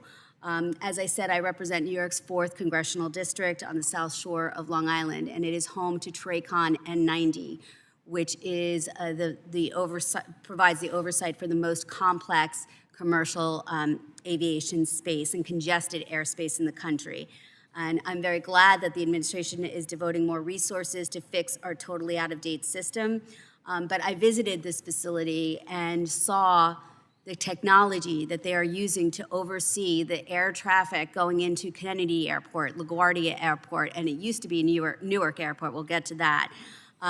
And there were literally some floppy disks there. I mean, I think every single person here can agree that nobody should be using floppy disks anymore. So when Secretary Duffy appeared before this committee, or the larger T&I committee, I asked him to come visit TRACON N90 to see what is going on in that space. And he agreed to visit. We're trying to schedule that. I would encourage you and ask you if you would consider coming to visit too, because this is an extremely important facility in terms of our national airspace, because even flights going somewhere else sometimes usually dock for a while in New York before they go on someplace else. So would you consider coming with us to TRACON N90? I've actually had 2 visits scheduled there, fabulous. Excellent. But unfortunately, my schedule was changed and I wasn't able to do it. But yes, I Oh. need to get to N90 for sure. Excellent, thank you. And can you assure me that the administration will prioritize funding for N90 from the $12.5 billion that the administration has invested so far? So you're asking a great question, whether you realize it or not, in terms of how we prioritize deployment of new technologies. Earlier, I mentioned with relation to digital towers, we take sort of a crawl, walk, run process. And I understand that. You know, we want to make sure technologies are fail-safe before we deploy them in our largest facilities. But that can be a very lengthy time frame to work through that. And some of these technologies are frankly game changers for us, and we need to have a line of sight on how we can get them into our top 40 traffic markets. So, you know, there's work going on in terms of how we can think about deployment and speeding these tools to market. We're going to need partnership with NACA to get that done, because sometimes, you know, there's a little resistance on the workforce, you know, teaching the old guys like me, you know, new skills. It's hard, it's uncomfortable, but we need to get it done. Well, I talk to the folks from NATCA often, and I'm sure that we could have a broader discussion, and would love to be there when you visit N90 so we can you can see what's there and see what's needed. So we'll reach out to your staff. My team's going to take that away. Okay. So again, I spoke earlier about overseeing the most congested airspace. Unfortunately, in the prior administration, there was a decision made that they would take some of the air traffic controllers that oversee Newark Airport and move them to a remote location in Philadelphia instead of keeping them with the air traffic controllers who oversee Kennedy and LaGuardia. All of these planes are traveling in the same nexus, in the same area. There was a big outcry by NATCA and by the folks who work there talking about the risk to safety that this would pose if you had these Newark controllers down in Philadelphia. When I was there, there's still literally a space in the facility for the Newark people to come back. And over the summer, we saw twice Newark lost all communications with air traffic for 90 seconds, which could be fatal. The controllers in N90 told me if they had lost communication, they could have reached over and said to the people who oversee New York airspace, Kennedy and LaGuardia, and said, what do you see? What's going on? And they could communicate instead of having to pick up the phone and lose vital seconds that could save lives. I've asked Secretary Duffy to consider moving those controllers back. I believe you would have the support of the union in doing that. I believe it would make our skies safer. I was very grateful that after we had that conversation, the Department of Transportation Inspector General launched an investigation, and Mr. Chairman, I would like to enter this into the record. And I would encourage you to continue that discussion of moving those controllers back, because I think it will make our skies safer. Yeah, without objection. Mr. Knott, you're recognized for 5 minutes. Thank you, Mr. Chairman. Mr. Bedford, thank you for being here. I do just, as a broad level, I'm a little bit troubled that in this town, it seems like more funding is always the answer, right? And you know, we're $38 trillion in debt. That'll soon hit $39 trillion of debt. And there's no attention given to the process, to the bureaucracy, to the lack of accountability for obviously the waste that we all know exists. And in your opinion, sir, in terms of the outdated technology that is obvious, we just heard my colleague talk about the use of floppy disks. I don't even know where you buy floppy disks. We've heard, obviously, a lot of testimony about the burdensome procurement processes that are in place, certainly the centralized air traffic controller education and recruitment process. What can we do to, in some ways, cut the leashes off of the administration, your department? How can we help you sort of make things more efficient on a broad level? Well, thank you, sir, for that question. $38 trillion in debt, $2 trillion a year budget. Yep. We have to be responsible to the taxpayers for the money that you give us. You know, we have to be good stewards of those resources. In fact, you know, we're rolling out new guiding principles, what we call our BEST principles. And the B stands for be good stewards of our resources. We're all taxpayers, so we want to make sure this investment, and that's what it is, this $12.5 billion you've given us, gets to where it needs to be the most effective. I will tell you, we're investing, I don't think it's an investment, but we're spending almost $4 billion a year just to, again, put perfume on the pig, just Sure. to keep things running. So Well, that's my question. How can we help? What can we get out of your way so that you can employ professionals to identify those problems and fix them? I mean, that's outrageous. That's an outrageous lapse absolutely. on every level. You have provided those tools. You have provided the administrator unique statutory authorities to procure things outside of the federal bureaucracy. When I onboarded in July, I was handed a book, a 658-page procurement document for how we would roll out one big, beautiful bill. I threw it away. We started over. Think slow. Identify the end state.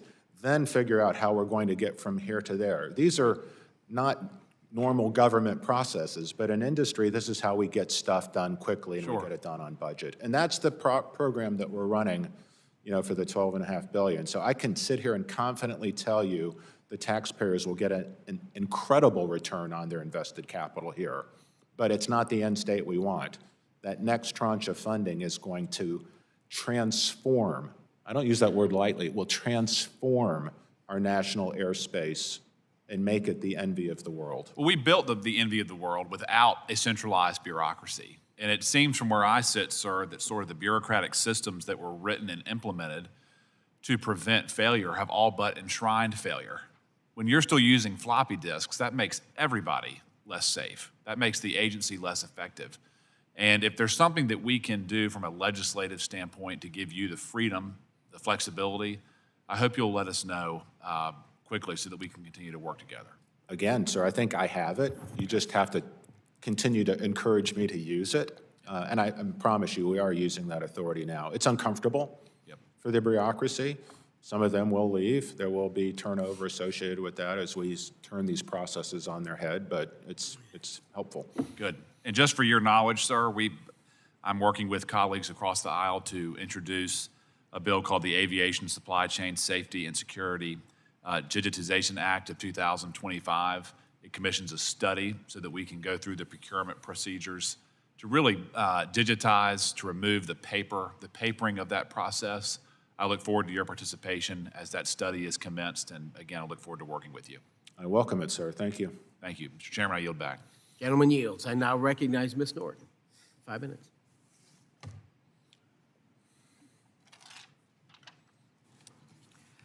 I strongly oppose Section 373 in the Defense Authorization Bill the Senate is expected to send to the President this week.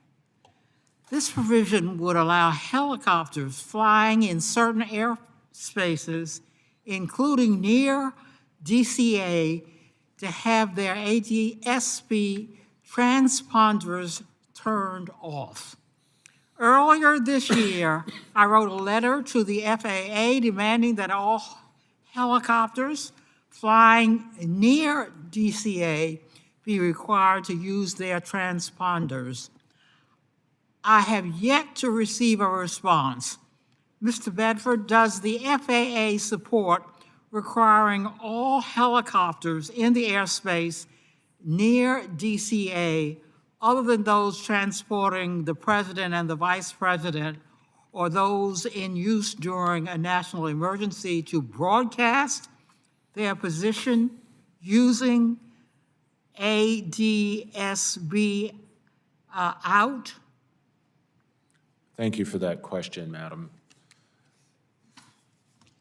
It's not customary for the agency to take a position on pending legislation. It is customary, however, when legislation is working through the process, that staff or members will seek the FAA's consulting authority, so a technical consultation or a technical advisory. I can tell you as it relates to Section 373, that did not happen. The FAA was not consulted with, or no advisory or consultation was requested. So we didn't see Section 373 until last week. Having said all that, I want to assure you, the members of the committee, the families of 5342, that we are not going to go back to the way the Capital Region airspace was managed prior to January 29th. All the mitigation that has been put in place to separate mixed traffic, closing helicopter routes, eliminating virtual separations, and separating non-transponding traffic in the rare happenstance, that will continue. As co-chair of the Quiet Skies Caucus and the member who represents the District of Columbia, which is plagued by airplane and helicopter noise, I am pleased we were able to include provisions to combat aviation noise in the FAA Reauthorization Act of 2024. The FAA has not done enough to reduce and mitigate aviation noise. With this law, the FAA has a mandate to do more to combat aviation noise and engage more with the public on aviation noise. Mr. Bedford, what is the implementation status of the aviation noise provisions in last year's FAA reauthorization law, particularly the Aircraft Noise Advisory Committee? Thank you for that question. I don't want to get over my skis here, having been in the office for 5 months. My understanding is that the committee has been formed, that the advisory response that we've gotten is being put into effect. I will say that noise is going to be a continued problem for us. I mean, there's demands to continue to expand aviation resources across the country, whether that's drones, advanced air mobility, soon the inclusion of potential supersonic. So we have natural conflicts in terms of the economy wanting to grow through airspace and the fact that people are moving closer and closer to airports. It creates some real challenges for us. I do think modernization gives us our best opportunity to mitigate noise. Let me explain. Today, when we're either short-staffed or our technology can't keep up with the demands, we tend to put airplanes into longer miles and trail, which naturally means that they're flying at lower altitudes longer and at lower power settings over neighborhoods. In a modernized system, we can actually find a precise point in time where that airplane at altitude will hit its arrival gate, and it can descend on a low power off or power idle descent, significantly reducing noise and also minimizing the amount of time and space they are over local neighborhoods. So I think modernization in and of itself will help us significantly reduce or abate noise, but it's always going to be a challenge, and I'm sure we're never going to be able to completely measure up to communities' expectations for noise mitigation. Gentlelady yields. I now recognize Mr. Vandrew. Thank you, Chairman. Thank you, Administrator, for being here. You know that we still have the greatest aviation system in the world, but we also know the truth. Other nations are advancing rapidly, modernizing faster, deploying faster, using new technology faster, and it demands our attention, and I know you're on it. The United States of America must not, we cannot, we will not fail, and I know you're on that as well. And that's why Congress, as you know, is very clear in the FAA Reauthorization Act, something that many of us, a few of us, were deeply involved with of 2024. The FAA must not only maintain safety, but has to be responsible for rapidly integrating new aircraft, new systems, new ideas, new technologies, all the things you've been talking about all morning. And it's got to be done. Passing the FAA bill was important, but it's a strong start, but it's not enough, and we need further implementation and strong oversight from you. And again, Section 206 of this bill created the Airspace Modernization Office to cut through red tape, to deliver results, and provide a clear framework to move beyond years of delay that we did have under what was a great promise, Next Gen. So the question I have for you to begin with is, when will the Airspace Modernization Office be formally announced, and when will it be fully operational? Well, thank you for the question, sir. And I want to give a shout out to a fellow by the name of Neil Cohen. I was able to convince Secretary Duffy to actually hire Neil before I actually went through my confirmation hearing. He's one of the smartest humans I've ever worked with, one of the best strategic thinkers, and he has embedded himself and he is the current acting lead of the Office of Modernization. So he's been on board since April of this year, and he is transforming how we go about the process of unlocking the potential for modernization. When do you think we'll see something that's tangible for folks like us? Say again, sir? When will we see something that is tangible that we can put our arms around for folks like us, Congress, and You can others? see it right now. So come with me to the tech center. I'll show you how we've already started the deployment of digital radios and digital voice switches. I'll show you the architecture for how we're going to move from an analog NAS to a digital NAS. And I can walk you through the fact that we've already converted over 36% of the copper to fiber, and our deployment plan for the next 2 We years. will do it. We will do it. I look forward to it. And this kind of leads into my next question. The William J. Hughes Technical Center in my district, as you know, I talk about it all the time, for advanced aerospace. Where do you see them? It's uniquely positioned to test. They have the expertise, they have the people, they have the location. Where do you see them in this whole picture? I was there last week. It is a wonderful resource for the And you didn't tell me. I'm sorry, yes. Great You great hurt team. my feelings. Great I would have team been out there. I apologize. I'm going back. All right. But the point of being out there last week was to sort of finish our inventory on what was left on the next-gen shelf. And look, I want to send a shout-out to the next-gen team. I think we did a bad job as the FAA communicating what next-gen was doing. We didn't provide the transparency that the committee needed to do the oversight to understand what it was about. But just if I can take 30 seconds, the FAA's innovation cycle runs the same path as Boeing. We're innovating on a 15 to 20-year timeline, and that's sort of what NextGen was doing. We need to innovate at the speed of iPads, right? We need to go at the speed of Apple. So that is the change that we're communicating to our team at the Tech Center. Good. I think they're on board with the mission. We just have to unlock it. Is the emerging technology accelerator a priority for you as administrator?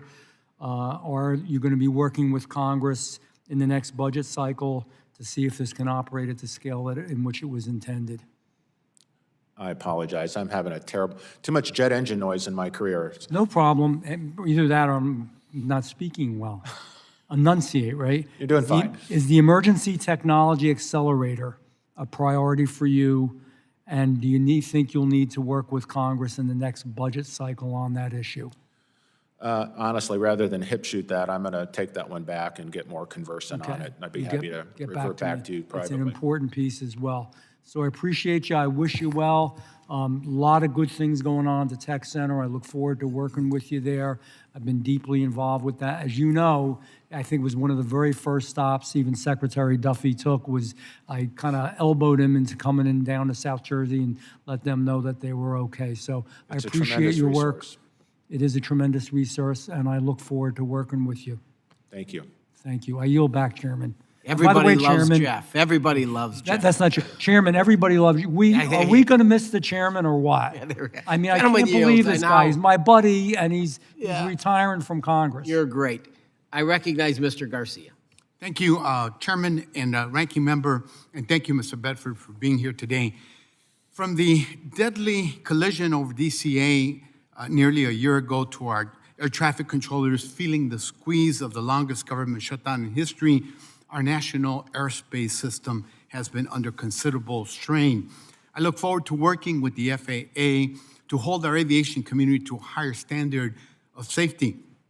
In that spirit, my first question focuses on aircraft minimum crew standards. Earlier this year, the FAA approved American Airlines' request to operate its new Boeing 787-9P with a minimum crew of just 7 flight attendants. This means that not all exit doors will be staffed by the flight attendants to evacuate this wide-body aircraft in case of an emergency. A single flight attendant would be left to evacuate hundreds of passengers through 2 emergency exits on opposite sides of a wide-body aircraft. The basis of aviation safety is redundancy, yet unmanned emergency door exits undermine this critical concept and could result in panicked passengers operating a door in dangerous conditions.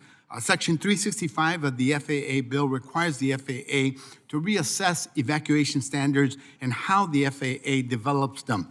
Mr. Bedford, as part of that assessment, is the FAA evaluating the crew to exit door ratio on wide-body aircraft and whether too few members can impact evacuation times?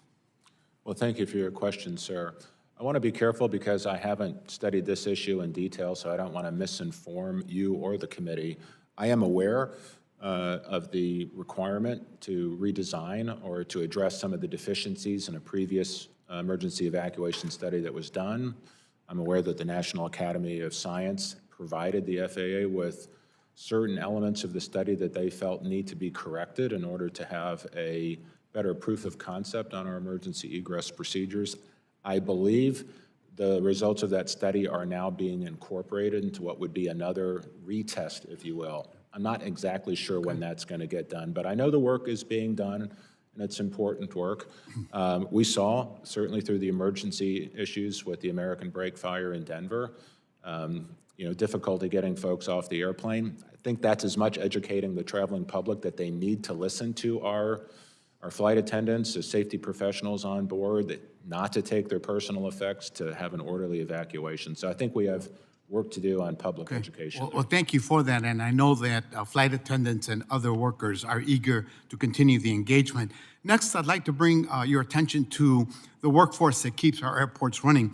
Ramp workers, ticket agents, and food service workers play a critical role in our aviation system, but many of them earn poverty wages. That's why Senator Markey and I pushed for the Good Jobs for Good Airports Act in the FAA reauthorization process last time. This bill sought to ensure a living wage for this workforce. Although this bill was not included, Section 438 of the FAA bill, a provision I helped lead, required the GAO to complete a review of the airport service workforce. Mr. Bedford, are you committed to doing what you can to ensure that airports and the FAA oversees are delivering fair wages and benefits to all employees?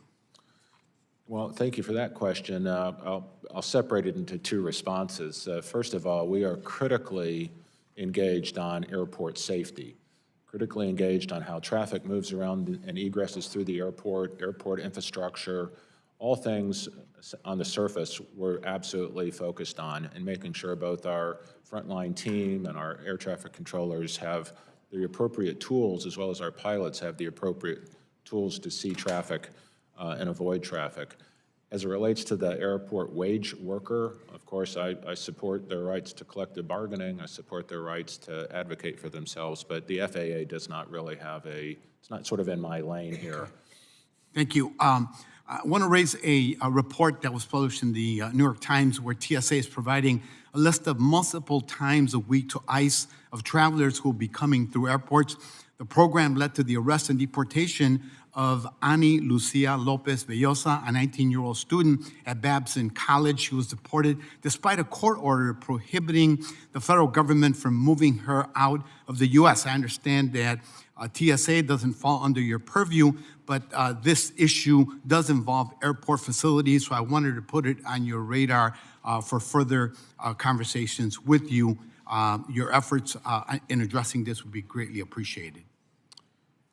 Well, I applaud the work that our TSA agents are doing on the front line to keep our screening safe. So I appreciate what you have to say. Thank you. I yield back, Mr. Chairman. Gentleman yields. I now recognize Mr. Bresnahan. Thank you, Mr. Chairman, and to the ranking member. Also, Administrator Bedford, thank you for being here. And also to the families, thank you for advocating for safe air travel and for being here. So I'm going to jump right into a few questions specifically to prevent future incidents like this from taking place. relevant to the Part 108 and the beyond visual line of sight. And perhaps maybe you can elaborate a little bit more. As a helicopter pilot myself, and us traditionally operating in and around utility, power line work, emergency evacuation helicopters, what will that look like, and how far along in the process of the Part 108 is the FAA? Well, thank you for your comment. I think beyond visual line of sight, our rulemaking there is close, where we've closed comments to the public. We received over 3,000 comments back from industry. Generally favorable, I would say. There are concerns over right-of-way that we're continuing to evaluate. We're going to have an industry stakeholder meeting early January or maybe late December. I'm not sure how my schedule's set up, but we want a collaboration. We want to make sure that we're getting the right rulemaking accomplished to unlock drone operations and drone safety. I will say we've designed a drone sandbox that's strategically deconflicted from 99% of the airspace, but there are these exceptions for agriculture, for pipeline surveillance, where we may see drone use and helicopter use in the same airspace. So that still requires some additional thought process. Has there been any thought or analysis done around ADS-B on the actual drones themselves, or what will that look like? I'm trying to put myself into the position of another helicopter pilot that may come into a situation where they are near an unmanned vehicle, where you don't have the opportunity to speak on an air-to-air channel or to be able to communicate in and around various different airports. But what about broadcasting relevant to unmanned aerial vehicles? It's a great question, a very relevant question in the rulemaking process. Thank you for that. Obviously belies your experience as a helicopter pilot. So you can imagine having drones actually transpond becomes a challenge in terms of drone design, weight, and it obviously mitigates payload capability. So the better course of action would appear to be to have the aircraft transpond. And right now, the rulemaking would require drones to be able to see ADS-B out signals and avoid and detect and avoid the traffic. So now it's a conversation of how do we talk to the crop duster pilot, how do we talk to the helicopter pilot, or how do we block perhaps hospitals, geo-deconflict them, for helicopters moving in that space. How do we get them to broadcast as part of unlocking drone dominance? Well, I think that's a great transition to my next question about how close are we to mandating ADS-B and having it become mandatory for traditional aircraft? Well, thank you for the question. I want to be careful because we're not supposed to opine on pending legislation, and that sounds very, very close to let's go with your instincts. The Rotor Act. As a pilot, I love it. Right? As a pilot, I think we want more situational awareness, not less. More information is always better. As a private pilot, as a recreational pilot, I do have concerns about the cost if we use traditional FAA methods and say it has to be embedded on an airplane. I'm not going to want to buy a $50,000 upgrade for my Cessna 172, but if I can get an ADS-B out-like device, one with equivalent capability, a portable device I can buy for $99. Sure. I'm encouraged. Now, there's a second issue on privacy that we need to address. I think a lot of private pilots really don't want their ADS-B information taken and published. But I think all of those issues we can address to the entire aviation user's desire, and that would be the end state as a pilot I would like to see without commenting as my position as FAA administrator. Well, I certainly appreciate the commentary on the privacy as someone that does fly and who does broadcast his location. It certainly becomes a safety-sensitive situation, also relevant to privacy. I have 20 seconds left, but I want to talk about and commend the FAA for bridging the gap on workforce shortages relevant to controllers. And I've heard from colleges in my district, including Lackawanna College, Community College, Luzerne County Community College, about wanting to expand the program for the Enhanced Air Traffic Collegiate Training Initiative, and would love to work with the FAA and our office about looking to bring those programs into northeastern Pennsylvania. It'd be a pleasure. Thank you. I yield. Gentleman yields, and I'll recognize Mr. DeSaunier. Thank you, Mr. Chairman. Thank you for your testimony today and the challenges you have professionally And what my questions were, how do we measure the success of what this committee's done and your deployment of that?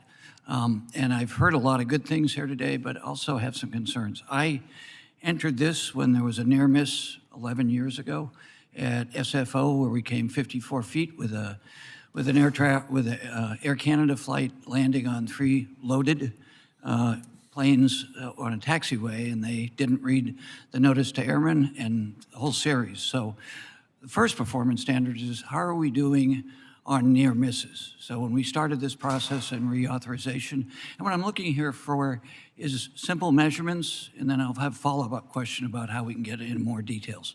So on simple measurements, if you had a report card on how you're doing in deploying the directions of the assets we gave you, how are you doing? And start with near misses. Do we see any success in fewer of those? Well, thank you for those questions. The first one, if you don't mind, you asked maybe the most relevant question for today, which is how do we measure success? Right. That's such a critical question that we, the FAA, I'll tell you, we still struggle with it. We can look at objective things in terms of we've deployed, 36% of the copper is now fiber. We've deployed our first digital switches and voice switches. And we're going to close a radar acquisition before the end of the year. And we have a 2.5-year time frame on how we'll deploy that. So I could give you a lot of those objective measures of success, but the real measure of success is, are we actually making the NAS safer, right? So, and we're studying ways that we can objectively provide evidence that our modernization efforts are paying fruit in terms of increasing the safety and efficiency of the NAS. So again, great question. Love to talk more about it with you. You asked specifically about near misses. One of the data points that we saw during the lapse was an increase in near misses. And we also saw an increase in surface incursions, which is why we took action to to sort of reduce the workload of our controllers by reducing capacity, reducing system demand in real time. That was a recognition of the risk that we saw. We monitor, we have dashboards now, I mentioned a fellow by the name of Neil Cohen. He also created these same measurements and dashboards that are now front and center of the FAA's weekly management meetings. So we're looking at the dashboards and looking at our progress on surface runway incursions, on near misses, and TCAS resolution advisory. So I will tell you the trend was going down until the lapse, but unfortunately it has taken a turn in the wrong direction. Mr. Chairman, I'd love to work with you and our group just to get sort of a report card on simple, easy to measure. I have it. I'll be happy to share it with you. All right. And then in more detail, we have over 30 priorities that our office we're able to work with stakeholders, but particularly the workforce and retired workforce members, pilots, air traffic controllers. We submitted questions prior to this hearing to see where we were on each of those. We got a response, but it was you'd have to have a PhD in aviation engineering, and I don't have the staff or the mental capacity. So I'd love to work with you on that to sort of help us understand things like human factors that the chairman brought up that has been of particular interest to me across the board, and in particular, in the procurement process, and we deal with this in multiple levels of government, technology is not matched to the human factors, whether it's the pilots, the air traffic controllers, the machinists. So how we're working on that, we go with the lowest best bid across government, state and federal level, but it doesn't really deal with the deployment and the necessary training with this new technology. And it was quite obvious in the root cause analysis at the incident at SFO, where the pilots and the air traffic controllers had technology, but they had never been trained fully under the circumstances to understand it and deploy it. So I wonder if you could respond to that, how you're dealing with that part of getting the workforce up, but getting them trained in par with the technology, and having the technology companies as part of the procurement pay for that training or fair share of the training. Well, thank you for the question. We have just published, I believe it went out yesterday, our roadmap, our flight plan for 2026 that we've sent to the front line. It outlines 3 key pillars for how we'll have success in 2026. The first pillar is people. Again, making sure we're hiring the best people, giving them the best training, and giving them the best tools, and achieving the best results. That sounds simple, maybe cliche even, but we have a roadmap of 20 different deliverables that we're going to execute on next year in order to unlock progress on our people initiatives. And hopefully that'll improve culture. The second silo, of course, is safety. And there are so much low-hanging fruit that we can bring to bear through some level of FAA reorganization. Today we have safety elements siloed in 8 different lines of business. And they don't talk to each other, sir. They don't collaborate across the FAA agency landscape. In fact, in some ways, they compete against one another. We are going to deconstruct that, and we're going to create an integrated FAA safety process, one FAA safety management system focused on identifying and then mitigating risks quickly. That's on our to-do list. And then finally is modernization. These 3 things will work together to create an FAA that's transparent, accountable, and most importantly, effective. And I think that's really what this committee expects, is an FAA that can deliver effective oversight of the aviation ecosystem and assure the traveling public that they're getting the safest travel experience, bar none. The gentleman yields. I now recognize Ms. Hoyle. Thank you so much. Administrator Bedford, thank you so much for being here. And I want to thank you and Secretary Duffy for continuing to engage with Congress following the tragedy at DCA. We were just at the Wright Memorial Dinner where we honored the first responders and Jennifer Hamady, and for their efforts after the U.S. military, U.S. passenger aircraft incursion at DCA. And that was the first day that Secretary Duffy started his job, and I know how much that impacted him. 67 people did not make it home after that collision. Families lost loved ones in an instant in what should have been a routine flight. And it happened in one of the most crowded airspaces in the country. And I'm concerned that we, and I mean Congress, is moving in the wrong direction as we added slots at DCA and then created exemptions overriding Secretary Duffy for military aircraft operating in that same airspace. In airspace like that, the question is whether the entire air traffic control system, people, technology, coordination, can reliably manage the complexity we've built into it. So we've made a serious down payment on modernizing air traffic control with the Infrastructure Investment and Jobs Act, but that won't alone finish the job. So my question is, what are we missing? I know this is a priority for yourself and Secretary Duffy. It's also a priority, bipartisan priority for us. What can we do to further support you in that effort? Well, thank you so much for that offer of support. The FAA's charge is to maintain the safety of the NAS. You know, that's our mission, and we're going to stay on that mission. And I don't know exactly what, was contemplated in terms of some of the legislation that's sort of moving around here, but I want to assure this committee, especially want to assure the families of 5342, there's no going back. There's no rolling back the safety procedures that we put in place since that horrific evening. So I'll assure the committee that if you can continue to help us advocate for our mission as being the custodians of airspace safety and design, that would be appreciated, but I can tell you our vigilance isn't waning. Thank you. And can you talk about some of the things that you have done and what you intend to do within that air traffic control system? Absolutely. To update it, like long overdue update. Sure. So in the prior to my onboarding at FAA, so give credit to Secretary Duffy and Acting Administrator Rochelot and the rest of the team. As you said, it was his first day on the job, and I know it deeply moved him, and he is an excellent partner for me, a great boss to have as we talk about modernizing the air traffic control system. his heart, the president's heart, are clearly in the right space here, as is Congress. So thank you again so much for your continued support and advocacy and the checkbook. Very much appreciated.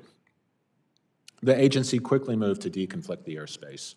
No more mixed traffic in the Capital Region airspace. Doesn't happen anymore. Not going to happen in the future. Let's be clear. Second thing is we terminated all visual separation. We don't allow visual separation any longer.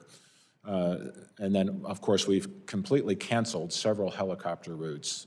So we've essentially moved the helicopter traffic out of the Capital Region. It's certainly less convenient for people who might otherwise have wanted to take the shortcut, but if they want to fly, they can fly. They just have to simply move around the traffic. So they can still get there, I want to be clear. And I also want to make sure you understand the military has been good partners for us in these changes.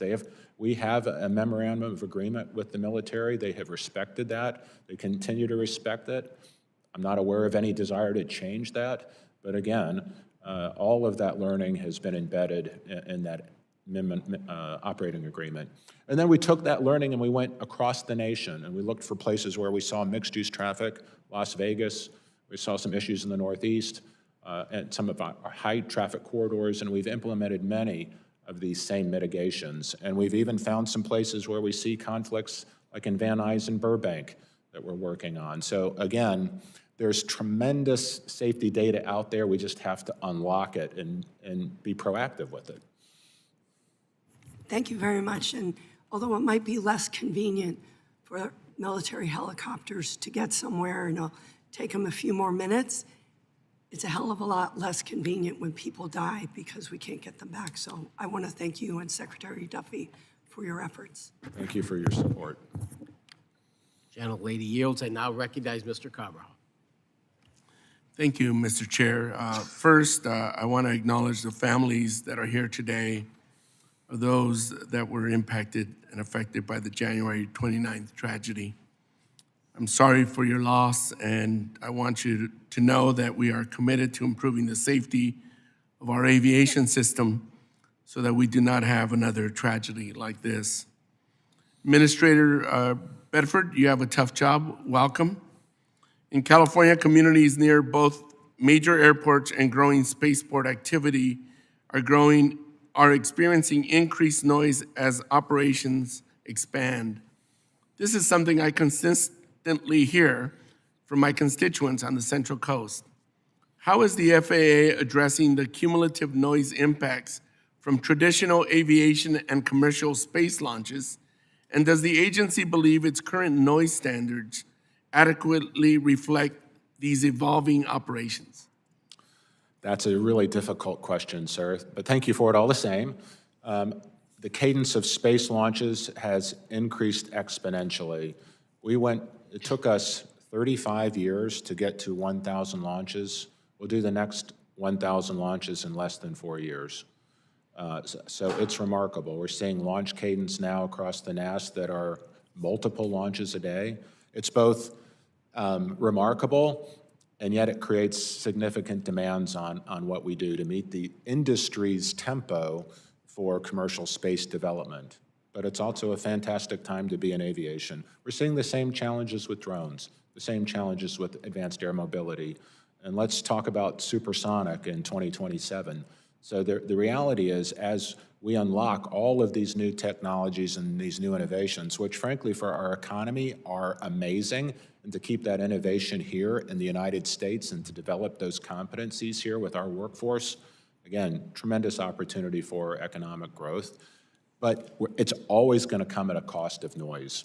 So I don't know that we have great noise solutions other than what I mentioned earlier. As part of our modernization process, we can keep noise higher in the atmosphere than we do today with modernization. As we go to strategic trajectory-based management, we can actually have airplanes hit a point in space in altitude, do power-off descents into the airspace environment and land safely. And I think we can do a lot through our modernization efforts to abate noise. But again, we've got to finish that job. Thank you. I want to encourage you to work with the Department of Defense, who is currently looking at the supersonic noise issue and continue to look at our standards, because at the end of the day, if we don't look at the thresholds of sound and the impact that they're having on communities, we may not be mitigating as appropriately as effectively as we would like to. So I want to encourage you to continue working with the Department of Defense as well. Thank you. Mr. Bedford, airports support innovative approach procedures such as optimized descent profiles to ease airspace bottlenecks, improve airspace safety, and ease community noise concerns. In congested airspace like Florida, New York, and Southern California, such projects are vital to expanding capacity to meet the growing demand for more flights. How will the brand-new air traffic control system address and expedite efforts to improve the airspace navigation across the country? Well, I hope you appreciate the fact that I actually just answered that question in my previous response. So we're thinking exactly the same. Modernizing is the key to unlocking more capacity and reducing noise. And the way we'll do that, and if I'm being perfectly transparent with you, we're going to need the second level of funding, the second tranche of funding. I know the Secretary's on the Hill today and tomorrow, so let me put a plug in for that. The $12.5 billion that you've generously given us allow us to do a significant amount of work that prepares the NAS for that final piece of modernization, which is we need to lift essentially the compute power and the data out of each individual facility.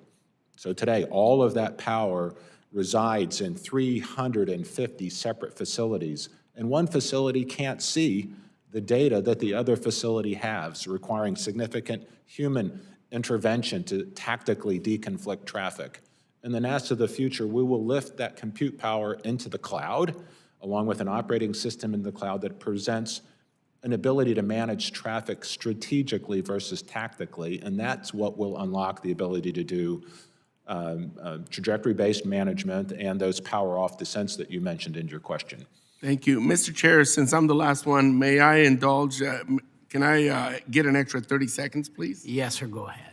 Thank you, Mr. Chairman. Mr. Bedford, it is my understanding that work related to the FAA's rulemaking process, which is critical to safety, innovation, and getting product to the marketplace, was greatly impacted during the recent government shutdown. Can you share how the agency is working to address critical rulemaking priorities that may have been affected and were congressionally directed? Yes, sir, I can. Thank you. First and foremost, reauthorization 2024 requires us essentially to pull the Office of Rulemaking out of our AVS line of business and put more line of sight for the administrator on the rulemaking process. Sort of early in my tenure to try to understand how rulemaking gets done here, I got the primer, I got the education on it. It's not a pretty process. I mean, and it's not a process that is solely within the FAA agency realm of influence. So there is a myriad of a process management improvement. I think we can have a conversation about how to get that done that will lead to more agility and frankly more responsiveness in terms of how we make rules. But we have acted upon the 2024 reauth requirement to lift the Office of Rulemaking out of our AVS line of business, put more line of sight on it. And I think the rulemaking team's done some great work with Mosaic, and now with BVLOS, and soon to be Supersonic. So we're there. We want to get it done. Thank you, Mr. Chair. I yield back. Thank you, Mr. Carvajal. We are addressing the noise with it's called the Supersonic Aircraft Modernization Act, and we're going to mark up on Thursday with that. Bipartisan, we have support, so we got to address this outdated restriction. I think it's 1973. But thank you for your time, gentlemen. Yields. Any further questions, any members? I don't see any. This concludes our hearing. I thought it was fantastic. Thank you for being here with us, Administrator Bedford. We look forward to working with you, whether the number is 20 billion or whatever the number is. I believe Mr. Carson and I are all about success and safety in our NAS, and we want to be a force multiplier for you, sir, so we can see success in the future. With that, this hearing will be concluded. I'd like to thank you again. The subcommittee stands adjourned.